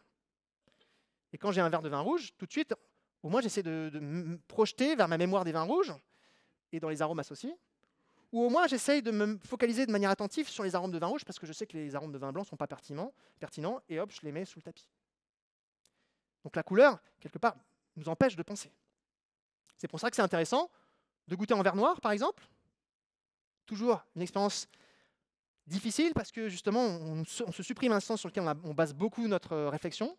C'est parfois inconfortable, anxiogène même pour certains. Manger dans le noir, je ne sais pas si vous avez déjà expérimenté cet exercice de manger dans le noir, c'est très difficile pour certains. Dans d'autres domaines, si le verre noir n'est pas aussi populaire dans le monde du vin, dans le monde de l'huile d'olive par exemple, on goûte systématiquement dans des verres bleus. Ce n'est pas pour s'amuser, c'est parce qu'on se prémunit de l'influence de la couleur qui pourrait modifier notre jugement sur l'identité de cette huile vierge extra et de sa provenance et de la qualité des fruits. Alors, j'aimerais aussi revenir sur ce fait que c'est que si la vision est si dominatrice dans notre représentation du goût, c'est aussi à cause d'une chose, c'est à cause de ce verre. Ce verre-là est un objet extrêmement bien designé parce que n'importe qui, même un enfant, sait comment l'utiliser. À lui seul, le design de ce verre nous invite à regarder, puis à sentir, puis à goûter. Magnifique, un objet comme ça qui n'a même pas de mode d'emploi et on l'utilise naturellement dans l'ordre œil, nez, bouche. Mais le problème de cette verre-là, c'est qu'il impose du coup une appréciation visuelle en premier, qui va du coup dominer un peu la représentation mentale. Et du coup, au nez, je vais essayer de confirmer ce que j'ai vu avec mes yeux. Et puis après, en bouche, je vais peut-être confirmer ce que j'ai senti au nez et dans mes yeux. Et donc, ce verre, malheureusement, impose une séquence temporelle sensorielle qui nous met dans un schéma de confirmation. Je confirme l'étape précédente. Et nous empêche un petit peu de penser librement à l'abri de nos yeux qui ont dominé l'exercice. Alors, je voulais juste vous montrer que dans d'autres situations, par le passé, par exemple, on ne goûtait pas avec des verres comme ça. Par le passé, on goûtait dans des espèces de petites louches en métal qu'on appelle les tastes-vins. Mais dans d'autres domaines, je pense par exemple au monde du saké, au monde du thé, par exemple, on ne goûte pas dans ces magnifiques verres ici. On goûte dans des objets qui sont opaques, qui sont parfois pas du tout adaptés pour voir le liquide qui est à l'intérieur, pas du tout convergents pour les arômes. On n'a pas quelque chose qui est profilé comme ces beaux verres qu'on a actuellement. On a des choses qui sont très ouvertes. Et du coup, c'est intéressant de voir que quand on goûte avec ces outils-là, on goûte d'abord avec la bouche, puis ensuite les arômes viennent ensuite, une fois que j'ai la rétronasale qui apparaît, et peut-être à la fin, je vais m'approcher d'une source lumineuse pour qualifier un peu la couleur de l'objet. Je mets la bouche en premier, le nez, la bouche, et on voit bien ici que le contenant va influencer la séquence temporelle des sensations et nous imposer ou bien nous prémunir d'un biais de confirmation. Le cerveau aime beaucoup confirmer ce qu'il a vécu avant, et ce biais de confirmation qui est chez nous tous existants, c'est un biais cognitif très classique, le verre transparent nous impose peut-être un petit peu ce biais de confirmation. Il crée en tout cas un super dispositif pour que ce biais de confirmation s'exprime. Donc attention, quand on déguste, peut-être prendre un moment, si on peut, de goûter à l'abri des yeux. Vous avez vu, parfois des grands sommeliers, des grands œnologues vont déguster les yeux fermés, ou dans un espace complètement peu illuminé. Pourquoi on ferme les yeux quand on déguste ? C'est un espèce de petit rituel justement pour fermer les yeux et essayer de mieux se concentrer sur l'aromatique, sur l'aspect gustatif, pour se prémunir de l'influence de mes yeux à un moment donné. Et ces yeux, malheureusement, ils nous guident, ils nous amènent des informations qui sont parfois ultra prédatrices. Je pense par exemple au prix. Ici, une petite expérience de dégustation à l'aveugle. Pareil, on fait goûter des vins à l'aveugle et la seule information qu'on donne, c'est l'information de prix. Sauf qu'on fait, pour s'amuser, une expérience où on va injecter plusieurs fois le même vin, mais indiqué à des prix différents. Voilà un vin présenté à 5 $, plutôt mauvais. Le même vin un peu plus tard, 45 $, super bon. On refait l'expérience, 10 $, 90 $. L'appréciation du vin change directement avec l'indication de prix. Au niveau intensité sensorielle, les personnes ne jugent pas de différence, mais au niveau qualité, ils apprécient ce vin davantage. Ça vous montre une autre chose, c'est que voilà, la qualité qu'on attend, qui est basée sur une information qui prédit pour nous la qualité, le prix pour nous est un indicateur numérique de la qualité, ce n'est pas la qualité réelle. Mais quand on est un jeune dégustateur, et ici, c'était le cas ici, on avait des jeunes dégustateurs qui dégustaient, ils ont été plus influencés par le prix, par cette information visuelle et conceptuelle, que par le vrai goût du vin.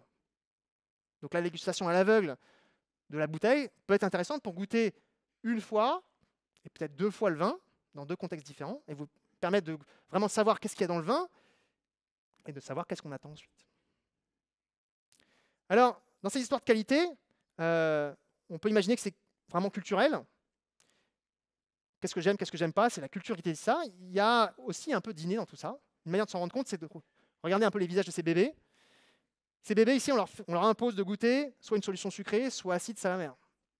C'est des bébés qui ont quelques jours, qui n'ont pas discuté entre eux à la maternité, et pourtant, regardez ces 3-là, ils font tous la même grimace.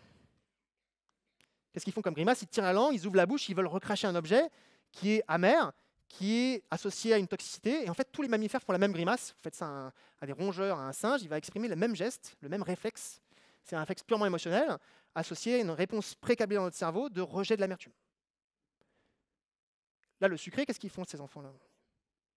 Ils sourient, là. On devine que c'est le plaisir dans leur tête. Là. Et les enfants qui goûtent l'acide, qu'est-ce qu'ils font comme grimace là ? Ils n'ouvrent pas la bouche, là. Ils font autre chose. Si vous essayez de mimer cette grimace, qu'est-ce qui se passe ? Si je fais cette grimace en même temps que vous, et que j'analyse ce qui se passe dans ma bouche, qu'est-ce qui se passe dans votre bouche ? On salive un petit peu. En fait, on contracte nos glandes salivaires, on presse un peu sur nos tissus de nos muqueuses et on amène de la salive pour se protéger de l'objet acide. On ne veut pas le recracher. On va le prendre, on va la laver, mais on veut adoucir l'attaque corrosive que peut apporter l'acidité. Ça aussi, c'est un réflexe. Et donc quand on déguste, gardez en tête qu'il y a toujours parfois des réponses émotionnelles qui sont innées. L'amertume, on est pré-câblé pour rejeter l'amertume, on est pré-câblé pour aimer le sucré, et qu'après, au cours de notre apprentissage, de notre expérience, on va peut-être désapprendre certains réflexes. Moi, j'ai mis du temps à apprendre que l'amertume, c'était intéressant, que même si ça évoque quelque chose qui rejette au départ, l'amer, c'est pas toxique, c'est pas dangereux, et un café, un vin rouge, justement avec un peu d'amertume, peut apporter des choses intéressantes, en particulier, voilà, on avait vu tout à l'heure, cette persistance de bouche, ces longueurs en bouche qui peut être supportée par l'amertume, par exemple, quand elle est bien équilibrée. Donc, votre cerveau gravite toujours entre ces deux modes de pensée, entre l'émotion et entre ce qu'il a appris, qu'on va appeler plutôt rationnel. Et dans votre tête, même si l'expérience a construit votre être aujourd'hui, il y a toujours un petit bébé qui se réveille. Quand vous prendrez un objet amer, pensez à ce petit bébé qui, certes, n'est pas libéré, ne vous transmet pas l'envie de faire une grimace, mais qui vous, quand même, suggère que c'est un peu dur, ça vous fait faire un petit clin d'œil en disant c'est peut-être pas très bon. Alors, ça en particulier, on le retrouve très bien dans le cerveau, justement, de nos experts qui goûtent le vin. Quand on compare le cerveau des experts et des non-experts, on retrouve des activités dans différentes régions. Une chose qu'on voit chez les non-experts, c'est qu'ils ont une capacité de recruter plutôt des structures plutôt rationnelles. Ici, imaginez les experts, ils sont dans un scanner, la tête allongée avec un tube dans la bouche, ils doivent déguster comme ça dans une condition un peu particulière. Mais tout de suite, on voit que quand ils doivent analyser le vin, ils se posent la question, quand on regarde dans leur cerveau, ils se posent des questions analytiques. Qu'est-ce que c'est? Donc, ils vont recruter des centres liés à la mémoire, à l'analyse, à l'attention. Là où des jeunes dégustateurs qui ne sont pas des consommateurs de vin quotidiens vont plutôt réfléchir sur des aspects plus émotionnels, plus automatiques, plus visuels, en lien avec une vision plus globale du vin. Et ça vous montre finalement que dans un cerveau, en fait, ces deux modes de pensée peuvent cohabiter. Là, ce jeune dégustateur, il est en train de se poser la question, c'est bon ou c'est pas bon ce vin? J'aime ou j'aime pas? Lui, il est en train de se poser une autre question. C'est qu'est-ce que c'est? D'où ça vient? Comment c'est fait? Vous voyez encore, on retrouve notre question de l'intention, de pourquoi je déguste et à quoi ça sert. Et en fait, ces deux modes de pensée cohabitent dans votre tête et c'est important d'essayer à la fois d'être rationnel, d'analyser le vin, et de jamais oublier son émotion, de savoir pourquoi c'est bon, est-ce que ça me plaît, est-ce que ça ne me plaît pas, dans quel contexte ça peut être plaisant, et d'utiliser finalement ces deux leviers de pensée qui coexistent et pas être strictement rationnel ou strictement émotionnel. Un jeune dégustateur qui arrive dans une cave et qui dit j'aimerais prendre du vin, quel vin vous aimez? Je ne sais pas. Qui n'est pas capable d'analyser les vins qu'il aime, c'est problématique quand même. Donc on a besoin de l'aider pour amener un peu de raison dans un cerveau qui serait trop émotionnel. Alors l'émotion, ce sera ma dernière diapositive, elle est le support de notre ressenti, de nos automatismes un petit peu, de réflexes, de prise de décision. Elle est aussi le support de certaines associations mentales. Et la dernière expérience qu'on va faire ensemble, c'est un peu une expérience de synesthésie, juste pour vous montrer dans quelle mesure vos sens réagissent les uns avec les autres et unifient un peu la perception. Dans cet exercice, je vous présente ici deux petites formes, très minimalistes. Il y a une forme à gauche, une forme à droite. Je ne vais pas les décrire plus que ça. Mais je vais vous proposer des descripteurs et je vais vous demander de me les associer à chacune des deux formes. Donc imaginez que j'ai le descripteur minéral ou le descripteur organique. Est-ce que pour vous, il y a une forme qui évoque plus le monde minéral? Est-ce qu'il y a une forme qui évoque plus pour vous le monde organique, le monde biologique? Pour vous, qui est plutôt minéral, qui est plutôt organique? Qui vote pour minéral plutôt à gauche? La plupart des gens qui votent plutôt pour minéral à droite. Alors, il y a 1, 2, 3, 4 mains qui se lèvent pour la deuxième possibilité.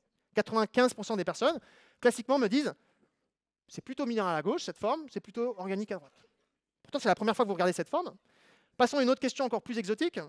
Imaginons que ces deux petites formes sont deux petits personnages d'un petit cartoon. Il y a un personnage qui s'appelle Kiki et il y a un personnage qui s'appelle Booba. Où est Kiki et où est Booba? Qui vote pour Kiki à gauche? Waouh! Qui vote pour Kiki à droite? Allez, encore, on a peut-être 10-15% d'audience. C'est une expérience qui est très sérieuse. Ça a été fait et entamé par des anthropologues et des linguistes il y a plus de 70 ans, qui essayaient de voir dans quelle mesure des saveurs étaient associées à des sons dans différentes cultures. Ils ont posé cette question au Japon, en Europe, en Afrique équatoriale, en Namibie, en Indonésie, à des personnes qui n'ont pas forcément la même culture gastronomique, pas les mêmes environnements. dans toutes les cultures, ils ont vu qu'à plus de 90%, Kiki est à gauche et Booba est à droite. Alors, on peut essayer de faire l'exercice virtuel, d'imaginer des saveurs aussi avec ces formes. Imaginez que je vous sers une boisson sucrée, une boisson acide. Pour vous, l'acide, elle est associée plutôt à quelle forme? À gauche, et le sucré plutôt à droite. Je vous propose une eau plate ou une eau pétillante. Pétillante plutôt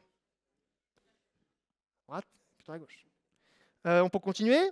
On a fait ça aussi avec des odeurs. Donc là, on a un chercheur britannique qui a pris plein d'odeurs. Pour chaque odeur, on lui demande à la personne, est-ce que tu peux l'associer à cette forme-là ou à cette forme-là? Et on se retrouve avec des odeurs qui sont plutôt le citron et poivre associés à cette forme-là, et plutôt vanille, framboise associés à cette forme-là. Et comment on arrive spontanément, comment vous avez réussi spontanément, en quelques secondes, à associer une saveur avec une forme? C'est curieux, non? En fait, là aussi, c'est des événements qui sont assez universels, qui s'appuient en particulier sur des processus de statistiques. Dans notre environnement, il y a des éléments qui sont plus pointus, qui vont plus faire ce son-là, par exemple, et qui s'appuient sur des statistiques aussi de réflexes. Regardez ce petit bébé-là, qui goûte un objet acide. Là. Si vous mimez la grimace de ce petit enfant, et que vous essayez de dire « Booba », pas possible. Pas possible. Quand vous avez une bouche serrée comme ça, il y a des sons qui peuvent sortir, et en fait, ce réflexe émotionnel qui se met en place crée une disposition dans votre bouche qui va vous faire dire certains mots et pas d'autres. Dans acide, rappelez-vous qu'acide, c'est un mot qui vient du latin acéré. Acéré, ça veut dire pointu, tranchant, anguleux, acerbe, acerbique en anglais. On retrouve la forme, y compris dans l'étymologie du mot acide. Et ça, c'est quelque part quelque chose qui est intéressant parce que ça peut nous aider à décrire les vins peut-être beaucoup plus simplement. Ça ne va pas nous aider à décrire tous les vins. On ne va pas que laisser les vins en mode Kiki et les vins en mode Booba, mais spontanément, vous serez tous capables de le faire. Et si tout le monde peut le faire, tout le monde peut s'unifier plus facilement, partager des choses plus rapides. Peut-être c'est des points sur lesquels après on peut rentrer un peu plus dans le détail, mais c'est des éléments universels qui nous permettent de communiquer sur le vin. Et c'est ce dont on a besoin pour partager un bon verre de vin ensemble. Voilà, merci beaucoup pour votre attention.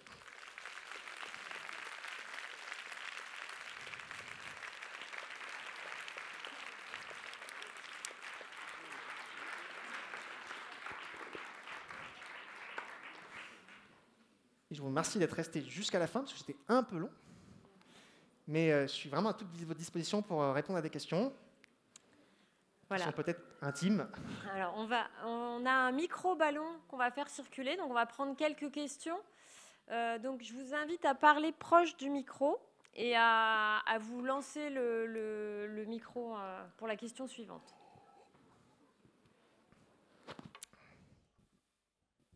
Oups, oh là.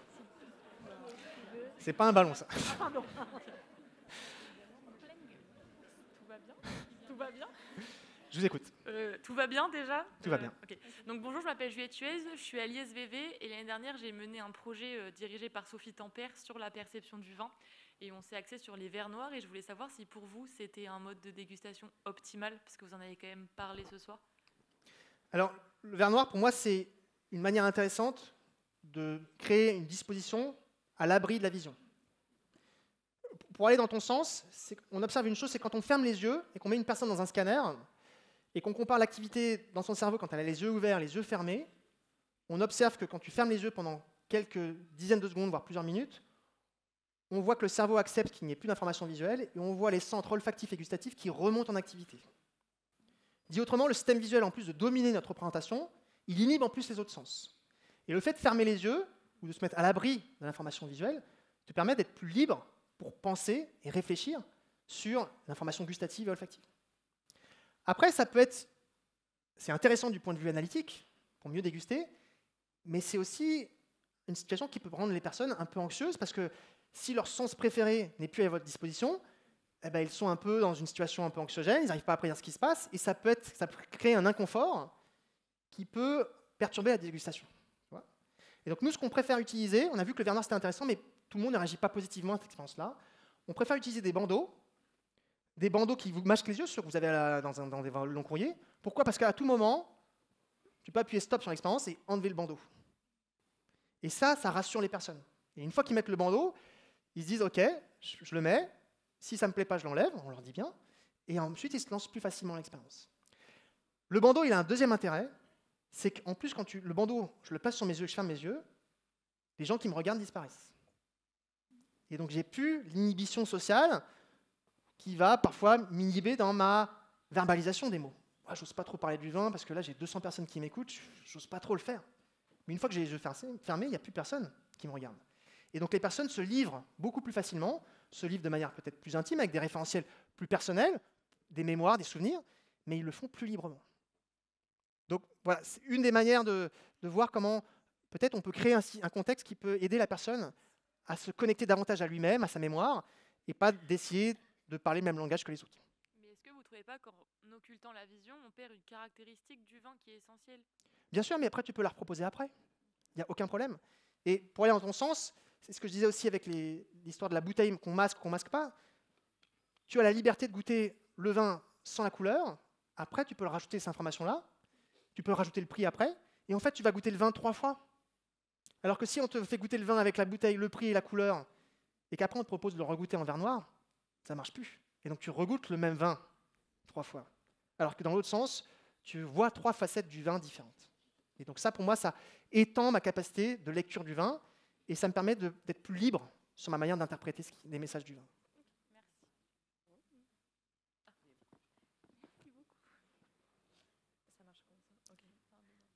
Bonsoir. C'est bizarre de parler dans un... Oui. Bonsoir. Alors, j'avais une petite question par rapport au genre. Est-ce que le genre, selon si on est femme ou homme, définit notre manière de percevoir les odeurs, de percevoir les goûts du vin en général? C'est une très bonne question. Alors, du point de vue des détecteurs, il y a plein d'études qui ont été faites là-dessus. Il y a des gens qui ont vu des différences, d'autres qui n'ont pas vu, d'autres qui ont vu des différences dans un sens ou dans l'autre. Statistiquement, si on fait une grosse méta-analyse des seuils de perception des hommes et des femmes, on ne voit pas de différence. Si on voit une différence à un moment, c'est à partir de 80 ans.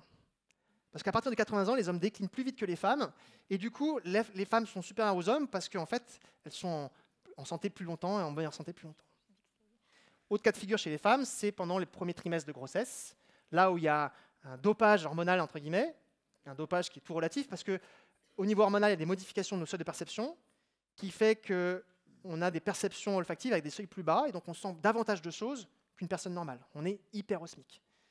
Mais mesdames qui avaient eu et bénéficié de ce dopage, vous êtes d'accord que ce n'est pas du tout une expérience ultra positive, parce qu'on sent beaucoup d'odeurs, y compris celles qu'on ne veut pas sentir, ou qu'on masque. Et un voyage en métro dans Paris avec un nez hyperosmique, ce n'est pas une expérience sensorielle extravagante. Donc, pour redire dans ton sens, au niveau détection, on ne voit pas de différence, statistiquement. Par contre, là où on voit des choses davantage entre hommes et femmes, c'est la manière de verbaliser les choses. Les femmes ont plus de capacité à verbaliser les choses, et en particulier du point de vue émotionnel. Ça, on le voit très bien. Et pour moi, c'est évident qu'à un moment, quand on va prendre une décision œnologique, et qu'on a besoin de se libérer de la parole et de parler ensemble, c'est important d'avoir un collège de dégustateurs qui soit le plus mixte possible, le plus paritaire possible, parce que, en fait, les paroles ne sont pas les mêmes, on n'organise pas les mêmes choses de la même manière, on ne représente pas les mêmes choses. Et dans les capacités de verbalisation, oui, mesdames, vous êtes plus fortes que nous, les hommes.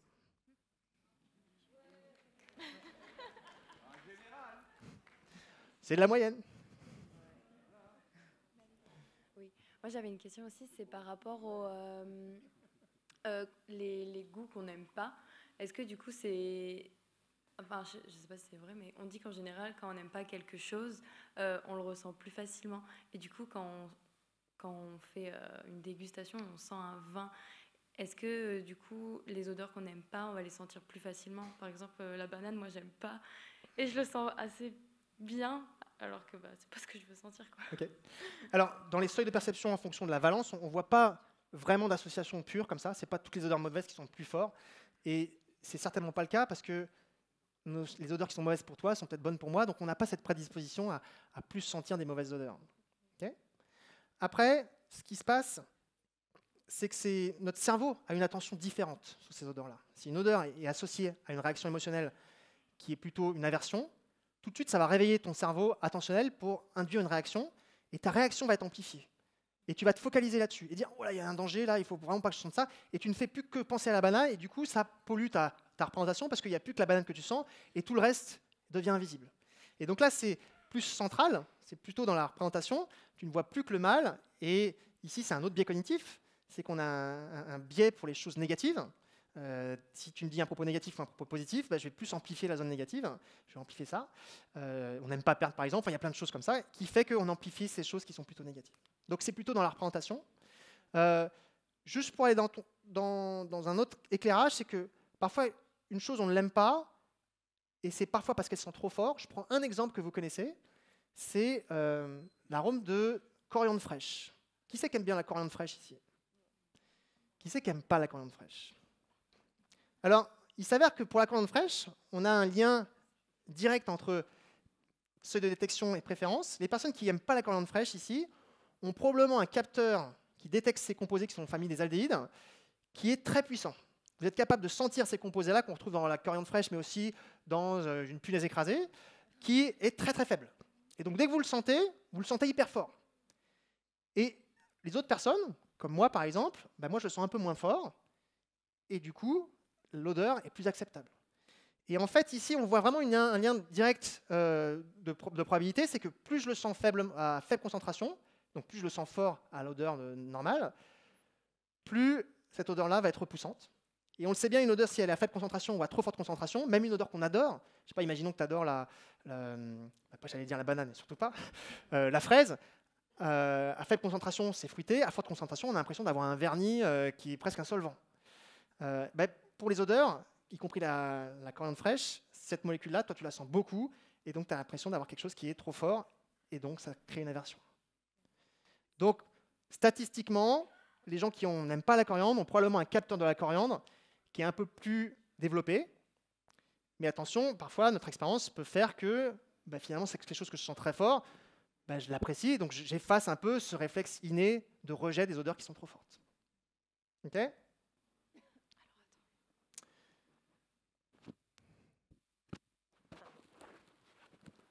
Bonjour, merci pour cette conférence. Je m'appelle Cyril Blecker, je suis professeur de sommellerie et j'ai une problématique avec le métallique. Et là, j'ai pas la réponse et on a parlé des saveurs, sucré, salé, acide, amer, umami, et quid du métallique? Alors, le métallique, le goût métallique, déjà quand on utilise ce terme-là et qu'on essaie de le définir ensemble, on se rend compte qu'il y a plusieurs dimensions dans le goût métallique. D'ailleurs, on ne dit pas saveur, on ne dit pas odeur métallique. Souvent, on terme le mot goût parce qu'en fait, c'est un élément qui va agir sur différents niveaux. Les éléments qui libèrent un goût métallique, si par exemple vous sucez une pièce en cuivre rouge là, que vous avez dans votre poche, je vous déconseille de faire ça, mais c'est potentiellement, cette odeur-là, quand vous sentez la pièce, vous la mettez en bouche, ça a un goût bizarre et non seulement ça a une texture bizarre, mais ça a une odeur différente.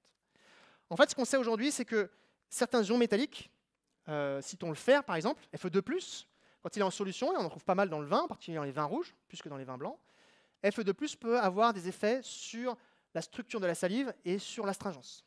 Donc on a un effet qui peut amener une forme d'astringence particulière. Mais après, quand on sent l'aspect métallique au nez, là ça pose problème parce que l'ion Fe2+, c'est un ion, il ne peut pas être volatile. Et en fait, on se rend compte d'une chose, c'est que quand il y a un ion Fe2+, en bouche, il est capable, cet ion, parce qu'il est très réactif, d'induire des réactions d'oxydoréduction, et en particulier s'il y a en présence dans notre bouche des acides gras particuliers qui contiennent des doubles liaisons, le fer peut casser ces doubles liaisons et induire le passage vapeur de certains aldéhydes qui, eux, nous évoquent la note métallique. Et ce que je veux dire par là, c'est que chaque fois qu'on dit que ça sent quelque chose de métallique, quand je prends une pièce et que je sens et que je trouve que c'est métallique, quand je prends un vin et que je trouve qu'au nez, uniquement au nez, ça a un arôme métallique, en fait, je sens des éléments de la famille des aldéhydes qui sont fabriqués par la réaction entre du fer et des acides gras. Une manière de s'en rappeler, c'est de voir l'effet désastreux qu'a un vin qui contient du fer, un vin rouge, sur un poisson gras qui contient plein d'acides gras insaturés. C'est un accord désastreux, ça ne marche pas du tout. Enfin, si vous avez envie d'essayer, vous verrez un Bordeaux sur un saumon d'élevage, par exemple, vous allez voir que ça fait un goût métallique qui, en fait, quand on se plonge dans les molécules qui sont libérées par cette réaction-là, sont des composés qu'on retrouve aussi dans les ACF, octénone, par exemple, on trouve des hexanales, on retrouve des molécules comme ça, qui ensemble donnent cette impression métallique. Donc le Fe2+, on n'est pas capable de le sentir directement, mais indirectement, via la salive et via la présence de lipides qu'on a en bouche, qu'on libère tout le temps, notre muqueuse se renouvelle tout le temps, nos cellules se dégradent, elles peuvent être le support de ces acides gras qu'il y a en bouche, on va libérer indirectement des composés qui amènent cette odeur. Vous voyez, c'est très curieux, très indirect, mais c'est assez précis.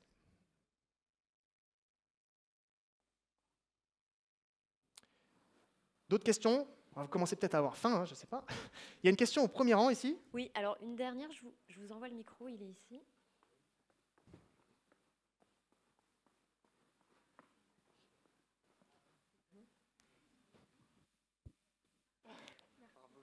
Bravo. Bonsoir. Alors moi j'ai une question par rapport, vous parliez des différentes saveurs, donc umami qu'en Occident on ne connaît pas trop. Est-ce que c'est quelque chose qu'avec la plasticité du cerveau on peut modifier pour les reconnaître ou c'est comme les récepteurs qu'on a ou qu'on n'a pas? Non, alors là, on a tous ces récepteurs dans notre bouche, on est tous équipés par ça, on a des seuils de sensibilité qui sont similaires à ceux d'un japonais, si je prends un exemple, mais c'est juste que cette molécule-là, ces saveurs, pardon, ces éléments qui activent ce récepteur-là, dans notre culture, on ne les a pas appris à les identifier, à les reconnaître. Et donc, il te manque une case dans ta tête, une case dans ta mémoire, pour reconnaître et discriminer du salé et du sucré. Donc, c'est juste un travail de plasticité, comme tu l'as dit, c'est un travail de mémorisation pour apprendre à séparer des choses qui sont chevauchantes et d'apprendre à les mettre dans une nouvelle case. Et donc, pour ça, il y a un vrai travail de calibration pour essayer de reconnaître ce composé-là, qui en fait existe partout autour de nous. Et même, en particulier, beaucoup en France. En fait, quand on regarde la cuisine française, en particulier les maîtres qui fabriquent tous les sauces et les fonds de sauce, les maîtres sauciers d'une certaine époque. La cuisine française est beaucoup basée sur les sauces. Dans tous ces fonds de sauce, dans tous ces bouillons et ces réductions de bouillons, on a un concentré d'umami.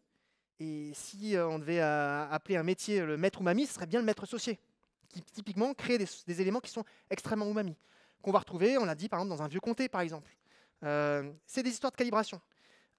Demain, c'est peut-être jour de marché près de chez toi, tu vas chez ton fromager préféré et tu lui demandes un comté jeune, moins de 6 mois, et un vieux comté de plus de 24 mois.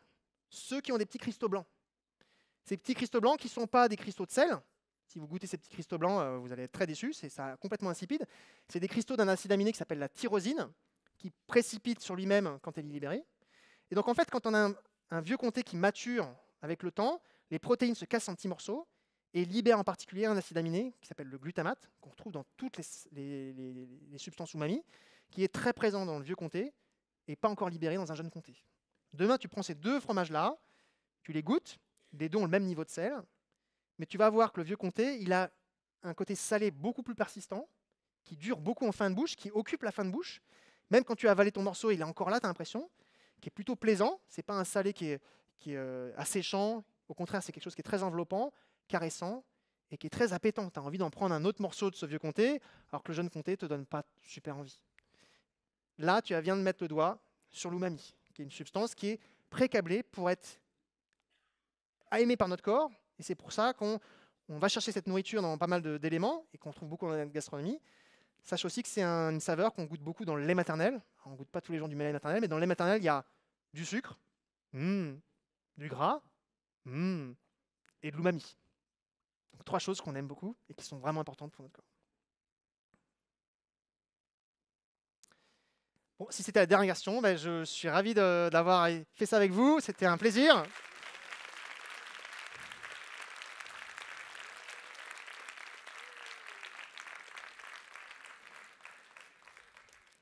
Et puis, bon vent dans vos explorations gastronomiques. Et puis, cette conférence a été filmée en plus, donc on pourra même la revoir s'il y a des choses qui n'étaient pas claires. Allez, merci beaucoup et bonne soirée.